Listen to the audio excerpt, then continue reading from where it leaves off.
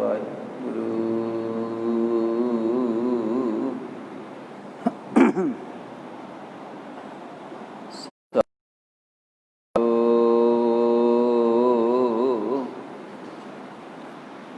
ਇੱਕ ਓੰਕਾਰ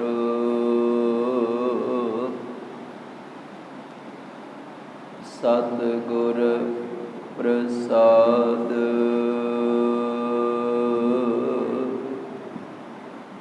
ਸ਼੍ਰੀ ਨਾਨਕ ਪਦ ਪੰਕਜ ਬੰਦਨ, ਪਦ ਪੰਕਜ ਬੰਦਨ।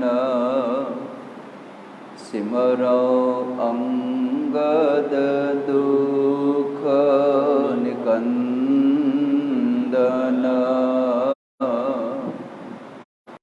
ਅਮਰਦਾਸ ਨਿਤ ਧਿਆਉ ਜੀ, ਹਿਰਦੈ ਨਿਤ ਸ਼੍ਰੀ ਗੁਰੂ ਰਾਮਦਾਸ ਗੁਣ ਗਾਓ। ਗੁਰ ਅਰਜਨ ਬਿਗਨਨ ਕੇ ਨਾਸ਼ਕ, ਬਿਗਨਨ ਕੇ ਨਾਸ਼ਕ। ਸ਼੍ਰੀ ਹਰਿ ਗੋਬਿੰਦ ਪ੍ਰਕਾਸ਼। ਸ਼੍ਰੀ ਹਰਿ ਰਾਇ ਨਾਮੋ ਕਰ ਜੋਰੀ, ਨਮੋ ਕਰ ਜੋਰੀ। ਸ਼੍ਰੀ ਹਰਿ ਕ੍ਰਿਸ਼ਨ ਮਨਾਉ ਬਹੋਰੀ। ਗੁਰ ਤੇਗ ਬਹਾਦਰ ਪਰਮ ਕਿਰਪਾਲਾ ਜੀ, ਪਰਮ ਕਿਰਪਾਲਾ। ਸ਼੍ਰੀ ਗੁਰੂ ਗੋਬਿੰਦ ਸਿੰਘ ਵਿਸਾਲਾ।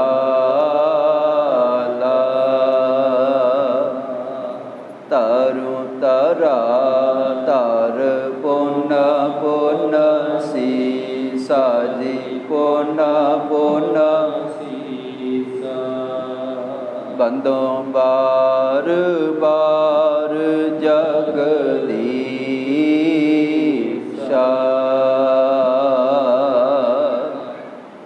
ਜਿਸ ਮਹਿ ਅੰਮ੍ਰਿਤ ਗਿਆਨ ਹੈ,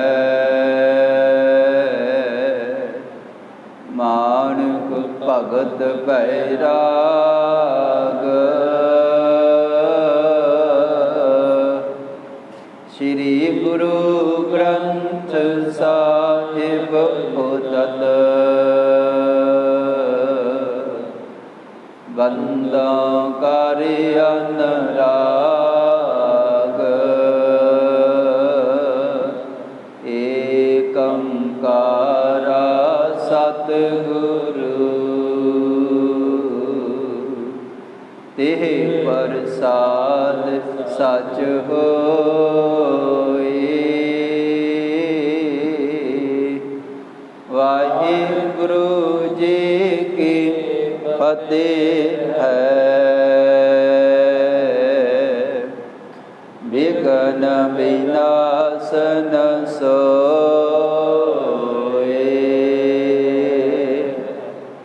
ਵਾਹਿਗੁਰੂ ਜੀ ਕੀ ਫਤਿਹ ਹੈ। ਵਿਘਨ ਵਿਨਾਸ਼ਨ ਸੋਇ। ਵਾਹਿਗੁਰੂ ਜੀ ਤਵੇ ਕਾਨ ਖਾਲੇ ਕਾਲੇ ਸਰਾਇ ਗੁਰ ਸਾਲੇ। ਜਥਾ ਸਾਹੋ ਪਾਸੀ ਕਿਆ ਤੈ ਪ੍ਰਕਾਸੀ। ਵਾਹਿਗੁਰੂ ਜੀ ਕਾ ਖਾਲਸਾ, ਵਾਹਿਗੁਰੂ ਜੀ ਕੀ ਫਤਿਹ। ਪਤਿਤ ਪਾਵਨ ਭਗਤ ਵਸ਼ਲ ਕਿਰਪਾ ਨਿਦਾਨ ਜੁਗੋ ਜੁਗ ਅਟਲ। 10 ਗੁਰੂ ਸਾਹਿਬਾਨ ਦੇ ਆਤਮਿਕ ਸਰੂਪ। ਕਲਯੁਗੀ ਜੀਵਨ ਨੂੰ ਤਾਰਨ ਹਾਰੇ ਜਗਤ ਗੁਰੂ ਸ਼ਬਦ ਗੁਰੂ। ਧੰਨ ਧੰਨ ਸਾਹਿਬ ਸ੍ਰੀ ਗੁਰੂ ਗ੍ਰੰਥ ਸਾਹਿਬ ਜੀ। ਤਿੰਨਾਂ ਦੀ ਪਵਿੱਤਰ ਮੁਕੱਦਸ ਬਾਰਗਾਹ ਅੰਦਰ ਬਾਣੀ ਕੇ ਬੋਹੇ ਥੇ ਸ਼ਹੀਦਾਂ ਦੇ ਸਰਤਾਜ ਪੰਚਮ ਗੁਰਦੇਵ ਸਾਹਿਬ ਗੁਰੂ ਅਰਜਨ ਦੇਵ ਜੀ ਔਰ ਮੀਰੀ ਪੀਰੀ ਦੇ ਮਾਲਕ ਸੰਤ ਸਿਪਾਹੀ ਦਾਤਾ ਬੰਦੀ ਛੋੜ ਸਾਹਿਬ ਸ੍ਰੀ ਗੁਰੂ ਹਰਗੋਬਿੰਦ ਸਾਹਿਬ ਜੀ। ਤਿੰਨਾਂ ਦੇ ਚਰਨ ਛੋਹ ਮਹਾਨ ਪਵਿੱਤਰ ਵਸਾਏ ਹੋਏ ਅਸਥਾਨ ਗੁਰਦੁਆਰਾ ਸ਼੍ਰੀ ਛੇਹਰਟਾ ਸਾਹਿਬ ਜੀ ਵਿਖੇ ਆਪ ਸਮੂਹ ਸੰਗਤ ਰੋਜ਼ਾਨਾ ਦੀ ਤਰ੍ਹਾਂ ਅਦਬ ਸਤਿਕਾਰ ਸਹਿਤ ਗੁਰੂ ਕੇ ਚਰਨਾਂ ਦੇ ਵਿੱਚ ਬੈਠ ਕੇ ਸਤ ਸੰਗਤ ਦੀਆਂ ਹਾਜ਼ਰੀਆਂ ਭਰ ਰਹੇ ਹੋ, ਸੇਵਾਵਾਂ ਕਰਕੇ ਸਰੀਰ ਸਫਲ ਕਰ ਰਹੇ ਹੋ, ਯਾਤਰਾ ਕਰ ਰਹੇ ਹੋ। ਗਰੀਬ ਨਿਵਾਜ ਪਾਤਸ਼ਾਹ ਜੀ ਸਭਨਾਂ ਦੀ ਹਾਜ਼ਰੀ ਸੇਵਾ ਸਾਹਿਬ ਪਾਵਨ ਅਰਦਾਸ ਸੰਪੂਰਨ ਕਰਨ। ਸ਼ਾਮ ਦਾ ਜੋ ਦੀਵਾਨ ਹੈ ਉਸ ਦੀ ਆਰੰਭਤਾ ਹੋਈ ਹੈ। ਸਭ ਤੋਂ ਪਹਿਲਾਂ ਅਸੀਂ ਗੁਰ ਇਤਿਹਾਸ ਗੁਰੂ ਕੇ ਚਰਨਾਂ ਦੇ ਵਿੱਚ ਬੈਠ ਕੇ ਸਰਵਣ ਕਰਦੇ ਹਾਂ। ਆਓ ਜੋ ਇਤਿਹਾਸ ਦੀ ਲੜੀ ਚੱਲ ਰਹੀ ਹੈ ਉਸ ਦੀ ਆਰੰਭਤਾ ਕਰਦੇ ਹਾਂ। ਛੇਵੇਂ ਪਾਤਸ਼ਾਹ ਧੰਨ ਗੁਰੂ ਹਰਗੋਬਿੰਦ ਸਾਹਿਬ ਜੀ ਦੇ ਜੀਵਨ ਦਾ ਚੌਥਾ ਔਰ ਸਭ ਤੋਂ ਵੱਡਾ ਜਿਹੜਾ ਜੰਗ ਹੈ ਜੋ ਸ਼੍ਰੀ ਕਰਤਾਰਪੁਰ ਸਾਹਿਬ ਜੀ ਦੀ ਧਰਤੀ 'ਤੇ ਲੜਿਆ ਗਿਆ ਹੈ। ਬਾਦਸ਼ਾਹ ਸ਼ਾਹਜਹਾਨ ਦੀ ਫੌਜ ਔਰ ਦੂਸਰੇ ਪਾਤਸ਼ਾਹ ਛੇਵੇਂ ਪਾਤਸ਼ਾਹ ਧੰਨ ਗੁਰੂ ਹਰਗੋਬਿੰਦ ਸਾਹਿਬ ਜੀ ਦੀ ਜੋ ਸੈਨਾ ਹੈ ਯੋਧੇ ਹਨ। ਇਸ ਯੁੱਧ ਦਾ ਕਾਰਨ ਬਣਿਆ ਪੈਂਦੇ ਖਾਂ ਗੁਰੂ ਘਰ ਦੇ ਵਿੱਚ ਪਲਿਆ ਸੀਗਾ, ਕੁਛ ਗਲਤੀਆਂ ਕੀਤੀਆਂ ਤੇ ਭੁੱਲ ਮੰਗਣ ਦੀ ਬਜਾਏ ਹੰਕਾਰ ਕੀਤਾ, ਝੂਠੀਆਂ ਕਸਮਾਂ ਖਾਧੀਆਂ। ਪਾਤਸ਼ਾਹ ਜੀ ਨੇ ਦਰਬਾਰ ਦੇ ਵਿੱਚੋਂ ਕੱਢ ਦਿੱਤਾ ਸੀਗਾ ਤੇ ਪੈਂਦੇ ਖਾਂ ਹੰਕਾਰ ਦੇ ਵਿੱਚ ਬਾਦਸ਼ਾਹ ਦੀ ਫੌਜ ਦੇ ਨਾਲ ਰਲਿਆ ਤੇ ਕਿਹਾ ਸੀਗਾ ਬਾਦਸ਼ਾਹ ਮੇਰੇ ਨਾਲ ਫੌਜ ਭੇਜੋ। ਤੁਸੀਂ ਛੇਵੇਂ ਪਾਤਸ਼ਾਹ ਜੀ ਦੇ ਨਾਲ 3 ਜੰਗ ਕਰਕੇ ਹਾਰ ਗਏ ਹੋ, ਪਰ ਇਸ ਵਾਰੀ ਤੁਹਾਨੂੰ ਮੈਂ ਜਿੱਤ ਪ੍ਰਾਪਤ ਕਰਕੇ ਵਿਖਾਵਾਂਗਾ। ਲੱਖ ਦੇ ਕਰੀਬ ਬਹੁਤ ਵੱਡੀ ਫੌਜ ਲੈ ਕਰਕੇ ਕਾਲੇ ਖਾਂ, ਪੈਂਦੇ ਖਾਂ, ਕੁਤਬ ਖਾਂ, ਅਸਮਾਨ ਖਾਂ, ਅਨਵਰ ਖਾਂ, ਇਹ ਜਿਹੜੇ 5 ਜਰਨੈਲ ਸਨ। ਇਹਨਾਂ 5 ਜਰਨੈਲਾਂ ਦੇ ਵਿੱਚੋਂ ਕਾਲੇ ਖਾਂ ਮੁਖੀ ਹੈ। ਬਹੁਤ ਵੱਡੀ ਜਿਹੜੀ ਸੈਨਾ ਹੈ ਉਹਨੇ ਅੰਮ੍ਰਿਤ ਵੇਲੇ ਸ਼੍ਰੀ ਕਰਤਾਰਪੁਰ ਸਾਹਿਬ ਦੀ ਧਰਤੀ 'ਤੇ ਬਹੁਤ ਤਗੜਾ ਹਮਲਾ ਕੀਤਾ ਹੈ। ਪਰ ਜੇ ਹਮਲਾ ਤਗੜਾ ਹੈ ਤੇ ਗੁਰੂ ਸਾਹਿਬ ਪਾਤਸ਼ਾਹ ਧੰਨ ਗੁਰੂ ਹਰਗੋਬਿੰਦ ਸਾਹਿਬ ਜੀ ਦੀ ਵਿਉਂਤਬੰਦੀ ਤੇ ਜੰਗ ਕਰਨ ਦਾ ਤਰੀਕਾ ਵੀ ਬੜਾ ਤਗੜਾ ਹੈ। ਗੁਰੂ ਕੇ ਯੋਧੇ ਵੀ ਬੜੀ ਬਹਾਦਰੀ ਦੇ ਨਾਲ ਲੜੇ ਹਨ। ਜਿਨ੍ਹਾਂ ਨੇ ਜਿਹੜਾ ਅੰਮ੍ਰਿਤ ਵੇਲੇ ਪਿਛਲੀ ਰਾਤ ਹਮਲਾ ਹੋਇਆ ਸੀ ਉਹਦਾ ਵੀ ਤਗੜਾ ਜਵਾਬ ਦਿੱਤਾ ਤੇ ਤਕਰੀਬਨ ਬਹੁਤ ਵੱਡੀ ਫੌਜ ਦਾ ਬਾਦਸ਼ਾਹ ਦਾ ਨੁਕਸਾਨ ਕੀਤਾ। ਤੇ ਜਦੋਂ ਦਿਨ ਚੜ੍ਹਿਆ ਹੈ ਉਦੋਂ ਫਿਰ ਛੇਵੇਂ ਪਾਤਸ਼ਾਹ ਜੀ ਆਪ ਜੰਗ ਦੇ ਮੈਦਾਨ ਦੇ ਵਿੱਚ ਆ ਗਏ ਸਨ ਔਰ ਸਤਿਗੁਰਾਂ ਨੇ ਫਿਰ ਬਹੁਤ ਤੇਜ਼ੀ ਦੇ ਨਾਲ ਤੀਰਾਂ ਦਾ ਮੀਂਹ ਵਰਾਇਆ ਹੈ। ਪਾਤਸ਼ਾਹ ਜੀ ਆਪ ਬਾਬਾ ਬਿਧੀ ਚੰਦ ਜੀ ਨਾਲ, ਭਾਈ ਲੱਖੂ ਜੀ ਨਾਲ ਔਰ ਇਸੇ ਤਰ੍ਹਾਂ ਭਾਈ ਅਮੀਆਂ ਜੀ, ਭਾਈ ਮੇਹਰਾ ਜੀ, ਇਹ ਸਾਰੇ ਗੁਰੂ ਕੇ ਜਰਨੈਲ ਪਾਤਸ਼ਾਹ ਜੀ ਦੇ ਨਾਲ ਹਨ ਜਿਨ੍ਹਾਂ ਨੇ ਤਗੜਾ ਹਮਲਾ ਕੀਤਾ ਹੈ ਤੇ ਇਹਨਾਂ ਦਾ ਤਗੜਾ ਜਵਾਬ ਅੱਗੋਂ ਸਤਿਗੁਰਾਂ ਵੱਲੋਂ ਦਿੱਤਾ ਗਿਆ ਹੈ। ਤੇ ਜਿੱਥੇ ਇੱਕ 5 ਦੇ ਵਿੱਚੋਂ ਇੱਕ ਜਰਨੈਲ ਅਨਵਰ ਖਾਂ ਬਾਬਾ ਬਿਧੀ ਚੰਦ ਜੀ ਨਾਲ ਵੱਡਾ ਟਾਕਰਾ ਹੋਇਆ ਹੈ, ਅਨਵਰ ਖਾਂ ਮਾਰਿਆ ਗਿਆ ਹੈ। ਤੇ ਉੱਧਰ ਗੁਰੂ ਕਾ ਇੱਕ ਮਹਾਨ ਯੋਧਾ ਹੈ ਭਾਈ ਲੱਖੂ ਜੀ, ਜਿਹੜਾ ਸੁਬਾਹ ਤੋਂ 7-8 ਘੰਟਿਆਂ ਤੋਂ ਲਗਾਤਾਰ ਜੰਗ ਦੇ ਮੈਦਾਨ ਦੇ ਵਿੱਚ ਡਟਿਆ ਹੋਇਆ ਸੀਗਾ ਤੇ ਸਰੀਰ 'ਤੇ ਕਈ ਫੱਟ ਲੱਗੇ ਹੋਏ ਹਨ। ਇਹਨੇ ਕੁਤਬ ਖਾਂ ਦੇ ਨਾਲ ਮੁਕਾਬਲਾ ਕੀਤਾ ਹੈ। ਇਹਨੂੰ ਘੇਰਾ ਪਾ ਕਰਕੇ ਤੇ ਇਸ ਗੁਰੂ ਕੇ ਜਰਨੈਲ ਨੂੰ ਵੀ ਜੰਗ ਦੇ ਮੈਦਾਨ ਦੇ ਵਿੱਚ ਖਤਮ ਕਰ ਦਿੱਤਾ ਗਿਆ ਹੈ। ਹੁਣ ਜਿਹੜਾ ਕਾਲੇ ਖਾਂ ਹੈ ਉਹਨੇ ਦੇਖਿਆ ਹੈ ਕਿ ਸਾਡੀ ਇੱਕ ਤਾਂ ਵੱਡੀ ਗਿਣਤੀ ਵਿੱਚ ਫੌਜ ਰਾਤ ਮਾਰੀ ਗਈ ਹੈ ਤੇ ਦੂਜੀ ਜਦੋਂ ਸਵੇਰ ਤੋਂ ਜੰਗ ਸ਼ੁਰੂ ਹੋਇਆ ਹੈ ਤੇ ਬਹੁਤ ਵੱਡਾ ਹਿੱਸਾ ਫਿਰ ਸਾਡਾ ਮਾਰਿਆ ਗਿਆ ਹੈ। ਤਾਂ ਇਹ ਜਿਹੜਾ ਜੰਗ ਹੋ ਰਿਹਾ ਹੈ, ਜਿੱਥੇ ਗੁਰੂ ਕੇ ਸਿੱਖ ਜੰਗ ਦੇ ਮੈਦਾਨ ਦੇ ਵਿੱਚ ਲੜ ਰਹੇ ਹਨ, ਉੱਥੇ ਛੇਵੇਂ ਪਾਤਸ਼ਾਹ ਧੰਨ ਗੁਰੂ ਹਰਗੋਬਿੰਦ ਸਾਹਿਬ ਜੀ ਦੇ 3 ਸਪੁੱਤਰ ਜਿਹੜੇ ਸਨ, ਉਹ ਵੀ ਜੰਗ ਦੇ ਮੈਦਾਨ ਦੇ ਵਿੱਚ ਆਏ ਹਨ। ਬਾਬਾ ਸੂਰਜਮਲ ਜੀ ਔਰ ਸਾਹਿਬ ਪਾਤਸ਼ਾਹ ਗੁਰੂ ਤੇਗ ਬਹਾਦਰ ਜੀ, ਇਹ ਵੀ ਜੰਗ ਦੇ ਮੈਦਾਨ ਦੇ ਵਿੱਚ ਡਟੇ ਹੋਏ ਹਨ। ਅਤੇ ਸਭ ਤੋਂ ਵੱਡਾ ਸਪੁੱਤਰ ਬਾਬਾ ਗੁਰਦਿੱਤਾ ਜੀ, ਉਹ ਅਗਾਂਹ ਜਾ ਕਰਕੇ ਲੱਗੀ ਹੋਈ ਡਿਊਟੀ ਦੇ ਮੁਤਾਬਕ ਕਰਤਾਰਪੁਰ ਸਾਹਿਬ ਜੀ ਦੀ ਰੱਖਿਆ ਕਰ ਰਹੇ ਹਨ, ਔਰ ਜਿੱਥੇ ਲੋੜ ਪੈਂਦੀ ਹੈ ਬਾਬਾ ਗੁਰਦਿੱਤਾ ਜੀ ਉੱਥੇ ਜਾ ਕੇ ਜੰਗ ਕਰਦੇ ਹਨ। ਛੇਵੇਂ ਪਾਤਸ਼ਾਹ ਜੀ ਦੇ 3 ਸਪੁੱਤਰ ਇਸ ਜੰਗ ਦੇ ਵਿੱਚ ਲਗਾਤਾਰ ਮੁਕਾਬਲਾ ਕਰ ਰਹੇ ਸਨ। ਔਰ ਇਤਨੇ ਨੂੰ ਫਿਰ ਕਾਲੇ ਖਾਨ ਨੇ ਕੀ ਦੇਖਿਆ ਹੈ, ਜੰਗ ਜਿਹੜਾ ਹੈ, ਅਸੀਂ ਕਰਤਾਰਪੁਰ ਸਾਰੇ ਨੂੰ ਘੇਰਾ ਪਾਇਆ ਹੈ, ਸਾਡੀ ਫੌਜ ਅੱਧੇ ਤੋਂ ਜ਼ਿਆਦਾ ਮਾਰੀ ਜਾ ਚੁੱਕੀ ਹੈ, ਹੁਣ ਸਾਡਾ ਬਲ ਸਾਰੇ ਕਰਤਾਰਪੁਰ ਸਾਹਿਬ ਦੇ ਦੁਆਲੇ ਤਾਂ ਪੈ ਨਹੀਂ ਰਿਹਾ, ਕਿਉਂ ਨਾ ਫੌਜ ਸਾਰੀ ਇੱਕ ਜਗ੍ਹਾ 'ਤੇ ਇਕੱਤਰ ਕੀਤੀ ਜਾਏ ਅਤੇ ਇੱਕ ਪਾਸਿਓਂ ਤਗੜਾ ਜਿਹੜਾ ਹਮਲਾ ਕਰਕੇ ਸਤਿਗੁਰਾਂ ਦੀ ਸੈਨਾ ਨੂੰ ਖਤਮ ਕਰ ਦਿੱਤਾ ਜਾਏ। ਸਾਰੇ ਜਰਨੈਲ ਬਚੇ ਹੋਏ ਇਕੱਠੇ ਕੀਤੇ ਹਨ ਕਾਲੇ ਖਾਨ ਨੇ। ਅਤੇ ਫਿਰ ਇੱਕ ਢੰਗ ਹੋਰ ਸੋਚਿਆ ਕਿ ਪੈਂਦੇ ਖਾਂ ਜਦੋਂ ਬਾਦਸ਼ਾਹ ਦੇ ਕੋਲੋਂ ਚੱਲਿਆ ਸੀਗਾ, ਸਭ ਤੋਂ ਪੁਆੜੇ ਦੀ ਜਿਹੜੀ ਜੜ੍ਹ ਹੈ ਉਹ ਪੈਂਦੇ ਖਾਂ ਹੀ ਹੈ। ਅਤੇ ਪੈਂਦੇ ਖਾਂ ਨੇ ਆਖਿਆ ਸੀਗਾ ਕਿ ਮੈਂ ਛੇਵੇਂ ਪਾਤਸ਼ਾਹ ਜੀ ਨਾਲ ਸਿੱਧਾ ਜਾ ਕੇ ਟਾਕਰਾ ਕਰਾਂਗਾ ਅਤੇ ਸਤਿਗੁਰਾਂ ਨੂੰ ਤਾਂ ਮੈਂ ਪਕੜ ਲਵਾਂਗਾ, ਮੈਂ ਪਾਤਸ਼ਾਹ ਜੀ ਦਾ ਭੇਤੀ ਹਾਂ, ਸਤਿਗੁਰਾਂ ਦੇ ਇੱਕ ਇੱਕ ਯੋਧੇ ਨੂੰ ਜਾਣਦਾ ਹਾਂ ਅਤੇ ਮੈਂ ਸਤਿਗੁਰਾਂ ਨੂੰ ਗ੍ਰਿਫਤਾਰ ਕਰ ਲੈਣਾ ਹੈ। ਕਾਲੇ ਖਾਨ ਨੇ ਸੋਚਿਆ ਕਿ ਸਾਰੀ ਫੌਜ ਮਰਵਾਉਣ ਦੇ ਨਾਲੋਂ ਆਪਾਂ ਪੈਂਦੇ ਖਾਨ ਨੂੰ ਅੱਗੇ ਲਾਉਣੇ ਆ। ਜੇ ਪੈਂਦੇ ਖਾਨ ਦਾ ਵਾਰ ਚੱਲ ਗਿਆ ਅਤੇ ਛੇਵੇਂ ਪਾਤਸ਼ਾਹ ਧੰਨ ਗੁਰੂ ਹਰਗੋਬਿੰਦ ਸਾਹਿਬ ਜੀ ਜੰਗ ਦੇ ਮੈਦਾਨ ਦੇ ਵਿੱਚ ਡਿੱਗ ਪਏ ਜਾਂ ਗ੍ਰਿਫਤਾਰ ਹੋ ਗਏ ਅਤੇ ਸਾਰਾ ਜੰਗ ਹੀ ਜਿੱਤਿਆ ਜਾਏਗਾ। ਇਸ ਕਰਕੇ ਪੈਂਦੇ ਖਾਨ ਨੂੰ ਕੋਲ ਸੱਦਿਆ ਗਿਆ ਹੈ ਅਤੇ ਪੈਂਦੇ ਖਾਨ ਨੂੰ ਕਾਲੇ ਖਾਨ ਨੇ ਆਖਿਆ, ਕਹਿਣ ਲੱਗਾ, ਹੇ ਪੈਂਦੇ ਖਾਂ, ਤੂੰ ਗੁਰੂ ਘਰ ਦਾ ਭੇਤੀ ਹੈ ਔਰ ਬਾਦਸ਼ਾਹ ਦੇ ਕੋਲੋਂ ਬਹੁਤ ਵੱਡੇ ਇਨਾਮ ਲੈ ਕੇ ਤੁਰਿਆ ਸੀਗਾ ਅਤੇ ਕਹਿੰਦਾ ਸੀਗਾ ਮੈਂ ਛੇਵੇਂ ਪਾਤਸ਼ਾਹ ਜੀ ਦੇ ਨਾਲ ਸਿੱਧਾ ਟਾਕਰਾ ਕਰਾਂਗਾ।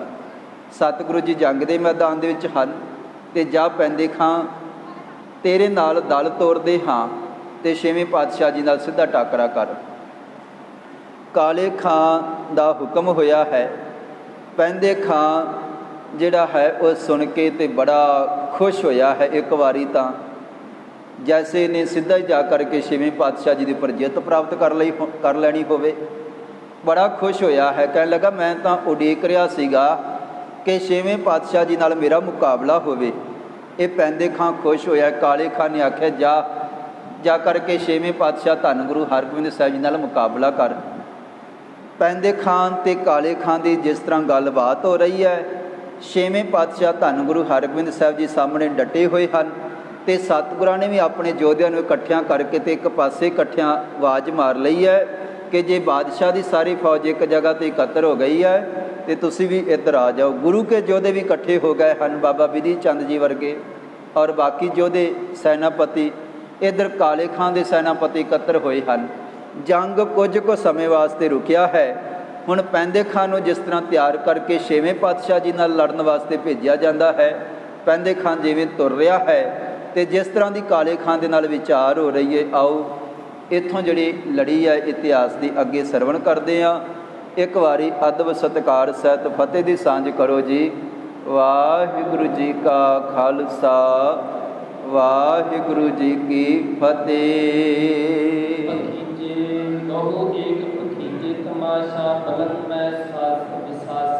ਅਤੇ ਹੁਣ ਉਸ ਵੇਲੇ ਪਖੀਜੈ ਤਮਾਸ਼ਾ ਬਲਨ ਵੇ ਵਿਸਾਸਾ। ਕਹਿਣ ਲੱਗੇ, ਪੈਂਦੇ ਖਾਂ ਕਾਲੇ ਖਾਨ ਨੂੰ ਜਵਾਬ ਦੇ ਰਿਹਾ ਹੈ। ਜਦੋਂ ਕਾਲੇ ਖਾਨ ਨੇ ਹੁਕਮ ਕਰ ਦਿੱਤਾ ਹੈ, ਮੈਂ ਫੌਜ ਦਾ ਮੁਖੀ ਹਾਂ, ਪੈਂਦੇ ਖਾਂ ਹੁਣ ਤੂੰ ਅੱਗੇ ਲਾ ਕੇ ਜੰਗ ਦੇ ਮੈਦਾਨ ਦੇ ਵਿੱਚ ਯੁੱਧ ਕਰ। ਅਤੇ ਪੈਂਦੇ ਖਾਂ ਆਖਦਾ ਹੈ ਕਿ ਤੁਸੀਂ ਖੜ੍ਹ ਕੇ ਅਤੇ ਹੁਣ ਸਾਰੇ ਤਮਾਸ਼ਾ ਦੇਖੋ, ਮੈਂ ਸਤਿਗੁਰਾਂ ਦੇ ਨਾਲ ਮੁਕਾਬਲਾ ਕਰਕੇ ਕਿਵੇਂ ਜਿੱਤਾਂਗਾ, ਤੁਸੀਂ ਦੇਖੋ। ਪਖੀਜੈ ਤਮਾਸ਼ਾ ਬਲੰ ਵੇ ਮੇ ਵਿਸਾਸਾ। ਮੇਰੇ ਜਿਹੜਾ ਬਲ ਹੈ, ਮੇਰਾ ਜਿਹੜਾ ਜ਼ੋਰ ਹੈ, ਜਾਂ ਜੋ ਕੁਛ ਮੈਂ ਕਹਿ ਰਿਹਾ ਹਾਂ, ਤੁਸੀਂ ਉਸ ਨੂੰ ਦੇਖ ਕੇ ਖੜ੍ਹ ਕੇ ਪ੍ਰਸੰਨ ਹੋਵੋ।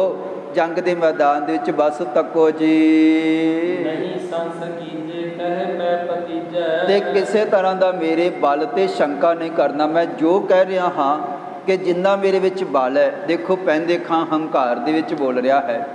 ਮੈਂ ਤੁਹਾਨੂੰ ਆਖਦਾ ਹਾਂ ਕਿ ਜੋ ਮੈਂ ਗੱਲ ਕਹਿ ਰਿਹਾ ਇਹ ਸੱਚੀ ਹੈ। ਤੁਹਾਨੂੰ ਜਿੰਨਾ ਚਿਰ ਤੁਸੀਂ ਦੇਖ ਨਹੀਂ ਲਓਗੇ ਉਹਨਾਂ ਚਿਰ ਤੁਹਾਨੂੰ ਯਕੀਨ ਨਹੀਂ ਆਏਗਾ। ਤੁਸੀਂ ਹੁਣ ਖੜ ਕੇ ਦੇਖੋ, ਮੈਂ ਜਾਂਦਾ ਹਾਂ ਤੇ ਜਦੋਂ ਮੈਂ ਜੰਗ ਕਰਾਂਗਾ ਫਿਰ ਤੁਹਾਨੂੰ ਵਿਸ਼ਵਾਸ ਆਏਗਾ। ਤੇ ਹੁਣ ਕਾਲੇ ਖਾਂ ਫੌਜ ਦਾ ਜਿਹੜਾ ਮੁਖੀ ਹੈ ਸੁਣ ਕੇ ਖੁਸ਼ ਹੋਇਆ ਹੈ ਤੇ ਉਹਨੇ ਪੈਂਦੇ ਖਾਂ ਦੀ ਬਹੁਤ ਵਡਿਆਈ ਸਿਫਤ ਕੀਤੀ ਹੈ।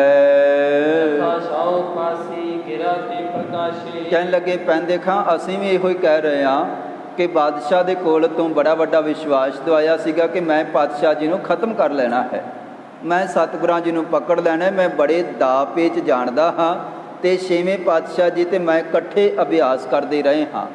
ਮੈਂ ਭੇਤੀ ਆ, ਸਤਿਗੁਰਾਂ ਦੇ ਦਾ ਪੇਚ ਮੈਨੂੰ ਚੰਗੀ ਤਰ੍ਹਾਂ ਪਤਾ ਹੈ। ਠੀਕ ਹੈ, ਉਹਨਾਂ ਦੀਆਂ ਭੁਜਾਂ ਉਹਨਾਂ ਦੀਆਂ ਬਾਹਾਂ ਲੰਮੀਆਂ ਹਨ ਤੇ ਸਰੀਰ ਕਰਕੇ ਬਲੀ ਹਨ, ਪਰ ਮੈਂ ਪਾਤਸ਼ਾਹ ਜੀ ਦੇ ਇੱਕ ਇੱਕ ਦਾਉ ਤੋਂ ਭੇਤੀ ਆ। ਮੇਰੇ ਉੱਪਰ ਉਹਨਾਂ ਦਾ ਕੋਈ ਵਾਰ ਕੰਮ ਨਹੀਂ ਕਰ ਸਕਦਾ, ਇਸ ਕਰਕੇ ਮੈਂ ਮੁਕਾਬਲਾ ਕਰਾਂਗਾ। ਇਹ ਪੈਂਦੇ ਖਾਂ ਬਾਦਸ਼ਾਹ ਦੇ ਕੋਲ ਜਾ ਕਰਕੇ ਤੇ ਬੜੀ ਵੱਡੀ ਗੱਲ ਕੀਤੀ ਸੀਗੀ ਤੇ ਗਿਦਾ ਤੈਂ ਪ੍ਰਕਾਸ਼ੀ ਜਿਹੜੀ ਉੱਥੇ ਵੱਡੀਆਂ ਗੱਲਾਂ ਕਰਦਾ ਸੀ ਉਸੇ ਤਰ੍ਹਾਂ ਇਹ ਪੈਂਦੇ ਖਾਂ ਜੰਗ ਦੇ ਮੈਦਾਨ ਦੇ ਵਿੱਚ ਕਰਕੇ ਦਿਖਾ। ਤੇ ਕਹਿਣ ਲੱਗਾ ਮੈਂ ਹੁਣ ਛੇਵੇਂ ਪਾਤਸ਼ਾਹ ਜੀ ਨੂੰ ਜਾ ਕਰਕੇ ਪਕੜ ਲਵਾਂਗਾ। ਜਿਹੜੇ ਯੋਧੇ ਪਾਤਸ਼ਾਹ ਧੰਨ ਗੁਰੂ ਹਰਗੋਬਿੰਦ ਸਾਹਿਬ ਜੀ 3 ਵਾਰੀ ਤੁਸੀਂ ਸੈਨਾ ਚੜ੍ਹਾ ਕਰਕੇ ਲੈ ਕੇ ਆਏ ਪਰ ਸਤਿਗੁਰਾਂ ਨੂੰ ਪਕੜ ਨਹੀਂ ਸਕੇ। ਹੁਣ ਦੇਖਿਓ ਮੈਂ ਪਾਤਸ਼ਾਹ ਜੀ ਨੂੰ ਪਕੜਾਂਗਾ। ਤੇ ਮੈਂ ਜਿਹੜਾ ਬਾਦਸ਼ਾਹ ਦੇ ਨਾਲ ਵਾਅਦਾ ਕਰਕੇ ਤੁਰਿਆ ਸੀਗਾ ਕਿ ਬਾਦਸ਼ਾਹ ਮੈਂ ਛੇਵੇਂ ਪਾਤਸ਼ਾਹ ਜੀ ਨੂੰ ਪਕੜ ਕੇ ਤੇਰੇ ਕੋਲ ਹਾਜ਼ਰ ਕਰਾਂਗਾ। ਕਹਿਣ ਲੱਗਾ ਇਹ ਵਾਅਦਾ ਮੈਂ ਕੀਤਾ ਸੀਗਾ। ਹੁਣ ਪਾਤਸ਼ਾਹ ਜੀ ਬਚੇ ਨਾਹੀਂ ਭੂਮੈ, ਇਸ ਧਰਤੀ ਤੇ ਸਤਿਗੁਰਾਂ ਨੂੰ ਮੈਂ ਰਹਿਣ ਨਹੀਂ ਦੇਵਾਂਗਾ।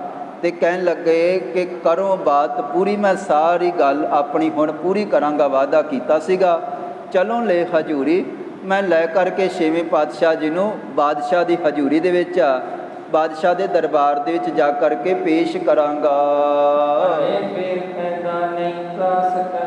ਤੇ ਇਸ ਤਰ੍ਹਾਂ ਕਹਿਣ ਲੱਗੇ ਪੈਂਦੇ ਖਾਂ ਉੱਚੀਆਂ ਉੱਚੀਆਂ ਗੱਲਾਂ ਇੱਥੇ ਫੇਰ ਕਰਦਾ ਹੈ।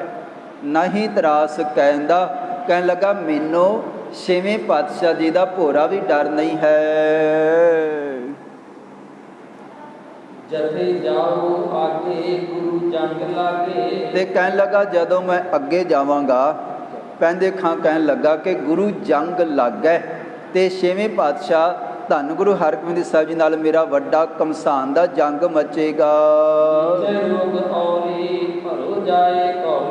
ਤੇ ਇੱਕ ਪੈਂਦੇ ਖਾਨ ਨੇ ਗੱਲ ਕਹੀ ਹੈ, ਕਹਿਣ ਲੱਗਾ ਲੀਜੈ ਰੋਕ ਔਰੀ ਭਰੋਂ ਜਾਏ ਕੌਰੀ, ਕਿ ਜਿਹੜਾ ਬਾਕੀ ਦਲ ਹੈ ਛੇਵੇਂ ਪਾਤਸ਼ਾਹ ਧੰਨ ਗੁਰੂ ਹਰਗੋਬਿੰਦ ਸਾਹਿਬ ਜੀ ਦਾ, ਇਹ ਬਾਕੀ ਜਿਹੜਾ ਦਲ ਹੈ, ਬਾਕੀ ਜਿਹੜੇ ਯੋਧੇ ਹਨ, ਇਹ ਕਾਲੇ ਖਾਂ ਉਹਦੀ ਜ਼ਿੰਮੇਵਾਰੀ ਤੁਸੀਂ ਚੁੱਕੋ।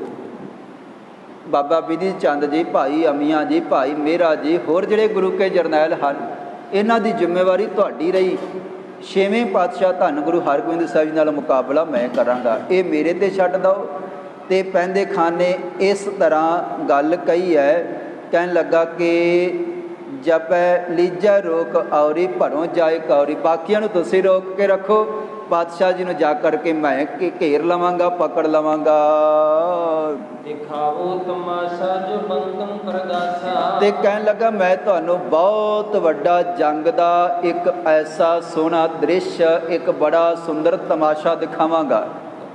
ਇਹ ਹੁਣ ਤਮਾਸ਼ਾ ਹੋਏਗਾ। ਦੇਖੋ ਜਦੋਂ ਕਿਤੇ ਬਾਜ਼ਾਰਾਂ ਦੇ ਵਿੱਚ ਤਮਾਸ਼ਾ ਹੁੰਦਾ ਹੈ, ਕੋਈ ਖੇਲ ਦਿਖਾਇਆ ਜਾਂਦਾ ਹੈ, ਉਹ ਵਿੱਚ ਦਿਖਾਉਂਦੇ ਹਨ ਤੇ ਬਾਕੀ ਸਾਰੀ ਦੁਨੀਆ ਦੁਆਲੇ ਦੁਆਲੇ ਖੜ ਕੇ ਦੇਖਦੀ ਹੈ, ਤਮਾਸ਼ਾ ਹੋ ਰਿਹਾ ਹੈ। ਕਹਿਣ ਲੱਗਾ ਕਿ ਇੱਥੇ ਹੁਣ ਬਹੁਤ ਵੱਡਾ ਤਮਾਸ਼ਾ ਹੋਏਗਾ ਤੇ ਤੁਸੀਂ ਬਸ ਖੜ ਕੇ ਦੇਖੋ ਤੇ ਬਾਕੀ ਗੁਰੂ ਕੀ ਸੈਨਾ ਦੀ ਸੰਭਾਲ ਤੁਸੀਂ ਕਰਨੀ ਹੈ। ਇਹ ਬਹੁਤ ਵੱਡਾ ਜਿਹੜਾ ਤਮਾਸ਼ਾ ਹੋ ਰਿਹਾ ਹੈ, ਜੋ ਬਕੰ ਪ੍ਰਕਾਸ਼ਾ, ਜਿਹੜੀ ਮੈਂ ਗੱਲ ਕਹੀ ਸੀਗੀ ਬਾਦਸ਼ਾਹ ਦੇ ਕੋਲ, ਉਸੇ ਤਰ੍ਹਾਂ ਕਰਾਂਗਾ। ਤੇ ਮੈਂ ਇਸ ਤਰ੍ਹਾਂ ਜ਼ੋਰ ਲਾਵਾਂਗਾ ਕਿ ਜਿਹਦੇ ਕਰਕੇ ਛੇਵੇਂ ਪਾਤਸ਼ਾਹ ਜੀ ਤੁਸੀਂ ਦੇਖਿਓ ਝਾਟੀ ਮੇਰੇ ਵੱਸ ਦੇ ਵਿੱਚ ਆ ਜਾਣਗੇ, ਮੇਰੀ ਪਕੜ ਦੇ ਵਿੱਚ ਆ ਜਾਣਗੇ। ਤੇ ਪਰ ਫਿਰ ਪੈਂਦੇ ਖਾਂ ਕਹਿਣ ਲੱਗਾ ਹੋਰ ਕੋਈ ਮੇਰੇ ਨੇੜੇ ਨਹੀਂ ਆਉਣਾ ਚਾਹੀਦਾ ਗੁਰੂ ਕਾ ਜਰਨੈਲ। ਨਹੀਂ ਆਨ ਆਵੈ ਗੁਰੂ ਨਾ ਛਡਾਵੈ।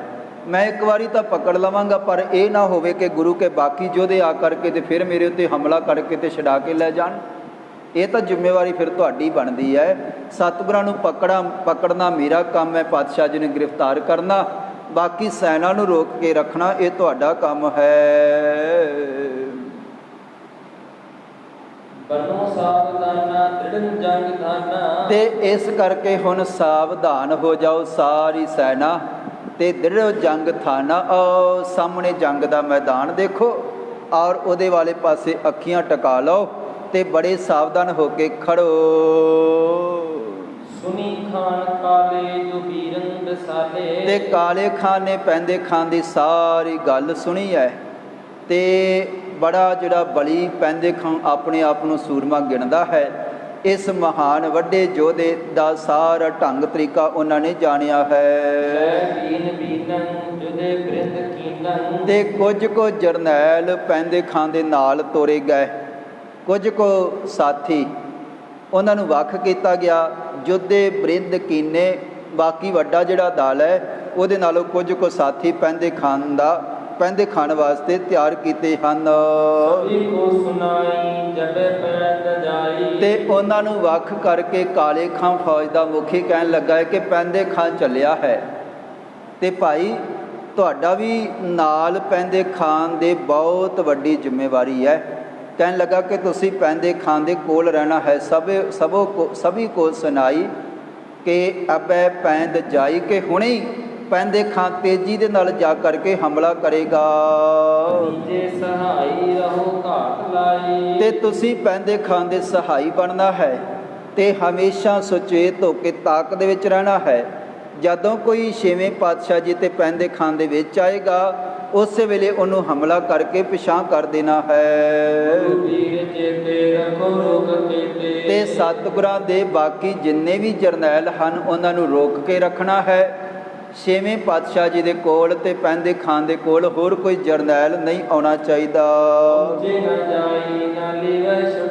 ਤੇ ਕੋਈ ਹੋਰ ਪਹੁੰਚ ਗਿਆ ਤੇ ਉਹ ਛੇਵੇਂ ਪਾਤਸ਼ਾਹ ਜੀ ਨੂੰ ਛੁਡਾ ਲਏਗਾ ਜਾਂ ਪੈਂਦੇ ਖਾਨ ਦੇ ਉੱਪਰ ਹਮਲਾ ਕਰੇਗਾ, ਪਾਤਸ਼ਾਹ ਜੀ ਸਾਡੀ ਗ੍ਰਿਫਤ ਦੇ ਵਿੱਚੋਂ ਨਿਕਲ ਜਾਣਗੇ। ਭਾਈ ਇਸ ਤਰ੍ਹਾਂ ਨਹੀਂ ਹੋਣਾ ਚਾਹੀਦਾ। ਸਤਿਗੁਰਾਂ ਨੂੰ ਪਕੜਨਾ ਮੁਸ਼ਕਲ ਹੈ, ਪਰ ਜੇ ਪਕੜੇ ਗਏ ਤੇ ਫਿਰ ਇੰਜ ਨਾ ਹੋਵੇ ਕਿ ਪੈਂਦੇ ਖਾਨ ਦੇ ਕੋਲੋਂ ਫਿਰ ਕੋਈ ਛਡਾ ਕੇ ਲੈ ਜਾਏਗਾ।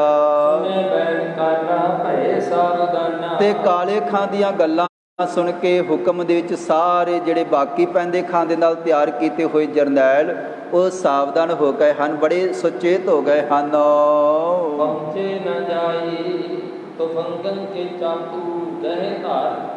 ਤੇ ਇਹਨਾਂ ਨੂੰ ਬਹੁਤ ਤੇਜ਼ ਬੰਦੂਕਾਂ ਬਰੂਦ ਦੀਆਂ ਭਰ ਕੇ ਤੇ ਤਿੱਖੇ ਤਿੱਖੇ ਹੋਰ ਜਿਹੜੇ ਸ਼ਸਤਰ ਸਨ ਉਹ ਤੇਜ਼ ਦਿੱਤੇ ਗਏ। ਤੁਫੰਗਾ ਕੇ ਚਾਂਪੂ, ਅਨੇਕਾਂ ਤਰ੍ਹਾਂ ਦੇ ਤਿੱਖੇ ਜਿਹੜੇ ਸ਼ਸਤਰ ਉਹ ਦਿੱਤੇ ਗਏ ਤੇ ਗਹੇ ਧਾਰ ਦਾਪੂ, ਸਾਰਿਆਂ ਨੇ ਸਰੀਰ ਤੇ ਇਹ ਧਾਰਨ ਕਰ ਲਏ ਹਨ। ਤੇ ਕਹਿਣ ਲੱਗੇ ਬਾਕੀਆਂ ਨੂੰ ਤੁਸੀਂ ਰੋਕ ਕੇ ਰੱਖਣਾ ਹੈ, ਜਿਹੜਾ ਅੱਗੇ ਵਧਣ ਦੀ ਕੋਸ਼ਿਸ਼ ਕਰੇਗਾ ਉਹਨਾਂ ਸੈਨਿਕਾਂ ਨੇ ਇਹ ਪ੍ਰਣ ਕੀਤਾ ਹੈ ਕਿ ਛੇਵੇਂ ਪਾਤਸ਼ਾਹ ਜੀ ਦੇ ਕੋਲ ਤੇ ਪੈਂਦੇ ਖਾਨ ਦੇ ਕੋਲ ਅਸੀਂ ਹੋਰ ਕਿਸੇ ਨੂੰ ਨਹੀਂ ਆਉਣ ਦੇਵਾਂਗੇ, ਰੋਕ ਦੇਵਾਂਗੇ। ਤੇ ਸਾਰਿਆਂ ਦੇ ਵਿੱਚੋਂ ਜਿਹੜੇ ਉਹ ਜਰਨੈਲ ਸਨ ਉਹਨਾਂ ਦੇ ਵਿੱਚੋਂ ਕਾਲੇ ਖਾਨ ਨੂੰ ਲੱਗਿਆ ਹੈ ਕਿ ਅਸਮਾਨ ਖਾਂ ਜਿਹੜਾ ਪੈਂਦੇ ਖਾਨ ਦਾ ਦਮਾਦ ਹੈ, ਜਵਾਈ ਹੈ, ਇਹ ਨੌਜਵਾਨ ਬੜਾ ਬਹਾਦਰ ਯੋਧਾ ਹੈ, ਬੜਾ ਸਰੀਰ ਕਰਕੇ ਸ਼ਕਤੀਸ਼ਾਲੀ ਹੈ। ਤੇ ਕਹਿਣ ਲੱਗਾ ਕਿ ਪੈਂਦੇ ਖਾਂ ਸਭ ਮੈਂ ਤਬ ਅਸਮਾਨ ਖਾਨ ਲਖਿਓ ਬਹਾਦਰ ਭੂਰ। ਕਾਲੇ ਖਾਨ ਨੇ ਦੇਖਿਆ ਹੈ ਸਾਰਿਆਂ ਯੋਧਿਆਂ ਦੇ ਵਿੱਚੋਂ ਅਸਮਾਨ ਖਾਂ ਸਰੀਰ ਕਰਕੇ ਬੜੀ ਬਹਾਦਰ ਯੋਧਾ ਹੈ।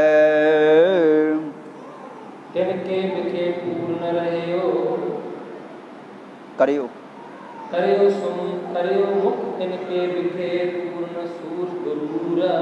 ਕਹਿਣ ਲੱਗੇ ਕਿ ਹੁਣ ਸਾਰਿਆਂ ਦੇ ਵਿੱਚੋਂ ਇਹ ਜਿਹੜਾ ਅਸਮਾਨ ਖਾਂ ਇਹਨੂੰ ਮਹਾਨ ਭਾਰੀ ਯੋਧਾ ਮੰਨ ਕੇ ਇਹਨਾਂ ਨੂੰ ਜਿਹੜਾ ਪੈਂਦੇ ਖਾਨ ਦਾ ਦਲ ਹੈ ਉਹਦਾ ਅਸਮਾਨ ਖਾਨ ਜਿਹੜਾ ਨਾਲ ਦਲ ਹੈ ਉਹਦਾ ਮੁਖੀ ਬਣਾ ਦਿੱਤਾ ਗਿਆ ਹੈ ਅਸਮਾਨ ਖਾਨ ਨੂੰ।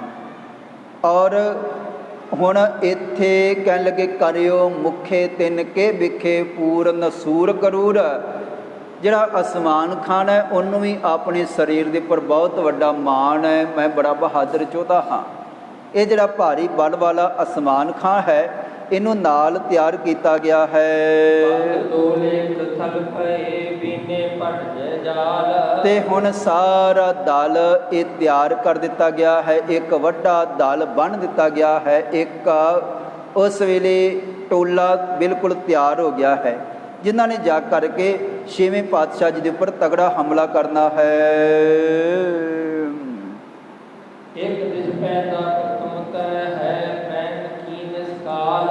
ਤੇ ਹੁਣ ਇੱਕ ਪਾਸੇ ਪੈਂਦੇ ਖਾਂ ਹੈ, ਇੱਕ ਦਿਸ ਪੈਂਦਾ ਪ੍ਰਿਥਕ ਹੈ ਪ੍ਰੇਰਿਤ ਕੀਨਸ ਕਾਲ। ਕਵੀ ਜੀ ਫਿਰ ਇੱਥੇ ਲਿਖਦੇ ਹਨ, ਪੈਂਦਾ ਹੰਕਾਰ ਦੇ ਵਿੱਚ ਬਹੁਤ ਭਾਰੀ ਹੰਕਾਰ ਹੈ ਤੇ ਇੰਝ ਲੱਗਦਾ ਹੈ ਕਿ ਪੈਂਦੇ ਖਾਨ ਨੂੰ ਮੌਤ ਬੰਨ ਬੰਨ ਕੇ ਲਿਜਾ ਰਹੀ ਹੈ ਛੇਵੇਂ ਪਾਤਸ਼ਾਹ ਧੰਨ ਗੁਰੂ ਹਰਗੋਬਿੰਦ ਸਾਹਿਬ ਜੀ ਵਾਲੇ ਪਾਸੇ।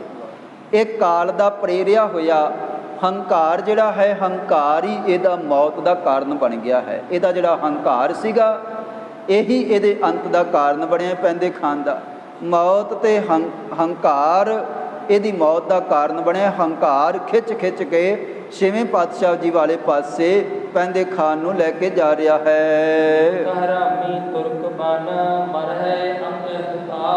ਤੇ ਇਹ ਨਿਮਕ ਹਰਾਮੀ ਜਿਹੜਾ ਗੁਰੂ ਘਰ ਦੇ ਵਿੱਚੋਂ ਪਲਿਆ ਹੈ, ਛੋਟੇ ਜਿਹੇ ਲਵਾਰਸ ਨੂੰ ਪੈਂਦੇ ਖਾਨ ਨੂੰ ਛੇਵੇਂ ਪਾਤਸ਼ਾਹ ਜੀ ਨੇ ਪਾਲਿਆ ਸੀਗਾ ਔਰ ਬਹੁਤ ਵੱਡੇ ਇਨਾਮ, ਸੋਹਣਾ ਘਰ ਤੇ ਸਮੇਂ ਸਮੇਂ ਨਾਲ ਚੰਗੀ ਖੁਰਾਕ ਤੇ ਇੱਕ ਸੈਨਾਪਤੀ ਬਣਾਇਆ, ਬੜਾ ਬਹਾਦਰ ਯੋਧਾ ਹੈ ਪੈਂਦੇ ਖਾਂ।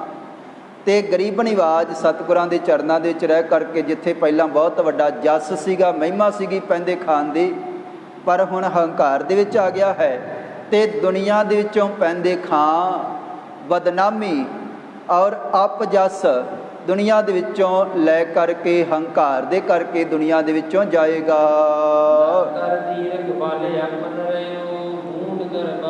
ਤੇ ਆਪਣੇ ਸਰੀਰ ਦਾ ਬਹੁਤ ਵੱਡਾ ਜਿਹੜਾ ਬਲ ਹੈ ਪੈਂਦੇ ਖਾਂ, ਇਸ ਬਲ ਦੇ ਹੰਕਾਰ ਦੇ ਵਿੱਚ ਹੀ ਅੰਨਾ ਹੋਇਆ ਹੈ ਕਿ ਮੇਰੇ ਕੋਲ ਬਲ ਬੜਾ ਤਗੜਾ ਹੈ। ਕਹਿਣ ਲੱਗੇ ਕਿ ਭਾਈ ਹੁਣ ਇਸ ਹੰਕਾਰ ਦੇ ਕਰਕੇ ਇਹ ਇੰਨਾ ਵੱਡਾ ਦਲ ਚਾੜ ਕੇ ਲੈ ਕੇ ਆਇਆ ਤੇ ਬਾਦਸ਼ਾਹ ਦੇ ਕੋਲ ਵੀ ਗੱਲ ਕਰਦਾ ਸੀਗਾ, ਛੇਵੇਂ ਪਾਤਸ਼ਾਹ ਜੀ ਮੇਰੇ ਅੱਗੇ ਕੀ ਚੀਜ਼ ਹਨ।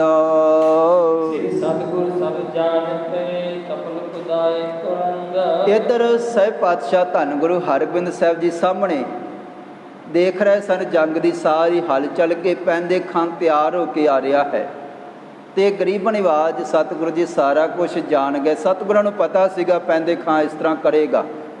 ਹੁਣ ਗਰੀਬ ਨਿਵਾਜ ਸਤਿਗੁਰਾਂ ਨੇ ਵੀ ਇੱਕ ਹੁਕਮ ਕੀਤਾ ਹੈ, ਸ਼੍ਰੀ ਸਤਿਗੁਰ ਸਭ ਜਾਣ ਕੇ ਚੱਪਲ ਕੁਦਾਈ ਤਰੰਗ। ਪਾਤਸ਼ਾਹ ਜੀ ਨੇ ਵੀ ਆਪਣੇ ਘੋੜੇ ਨੂੰ ਕਦਾਇਆ ਤੇ ਆਪਣੇ ਯੋਧਿਆਂ ਦੇ ਵਿੱਚੋਂ ਥੋੜ੍ਹਾ ਜਿਹਾ ਅੱਗੇ ਛੇਵੇਂ ਪਾਤਸ਼ਾਹ ਧੰਨ ਗੁਰੂ ਹਰਗੋਬਿੰਦ ਸਾਹਿਬ ਜੀ ਵੀ ਆਏ ਹਨ।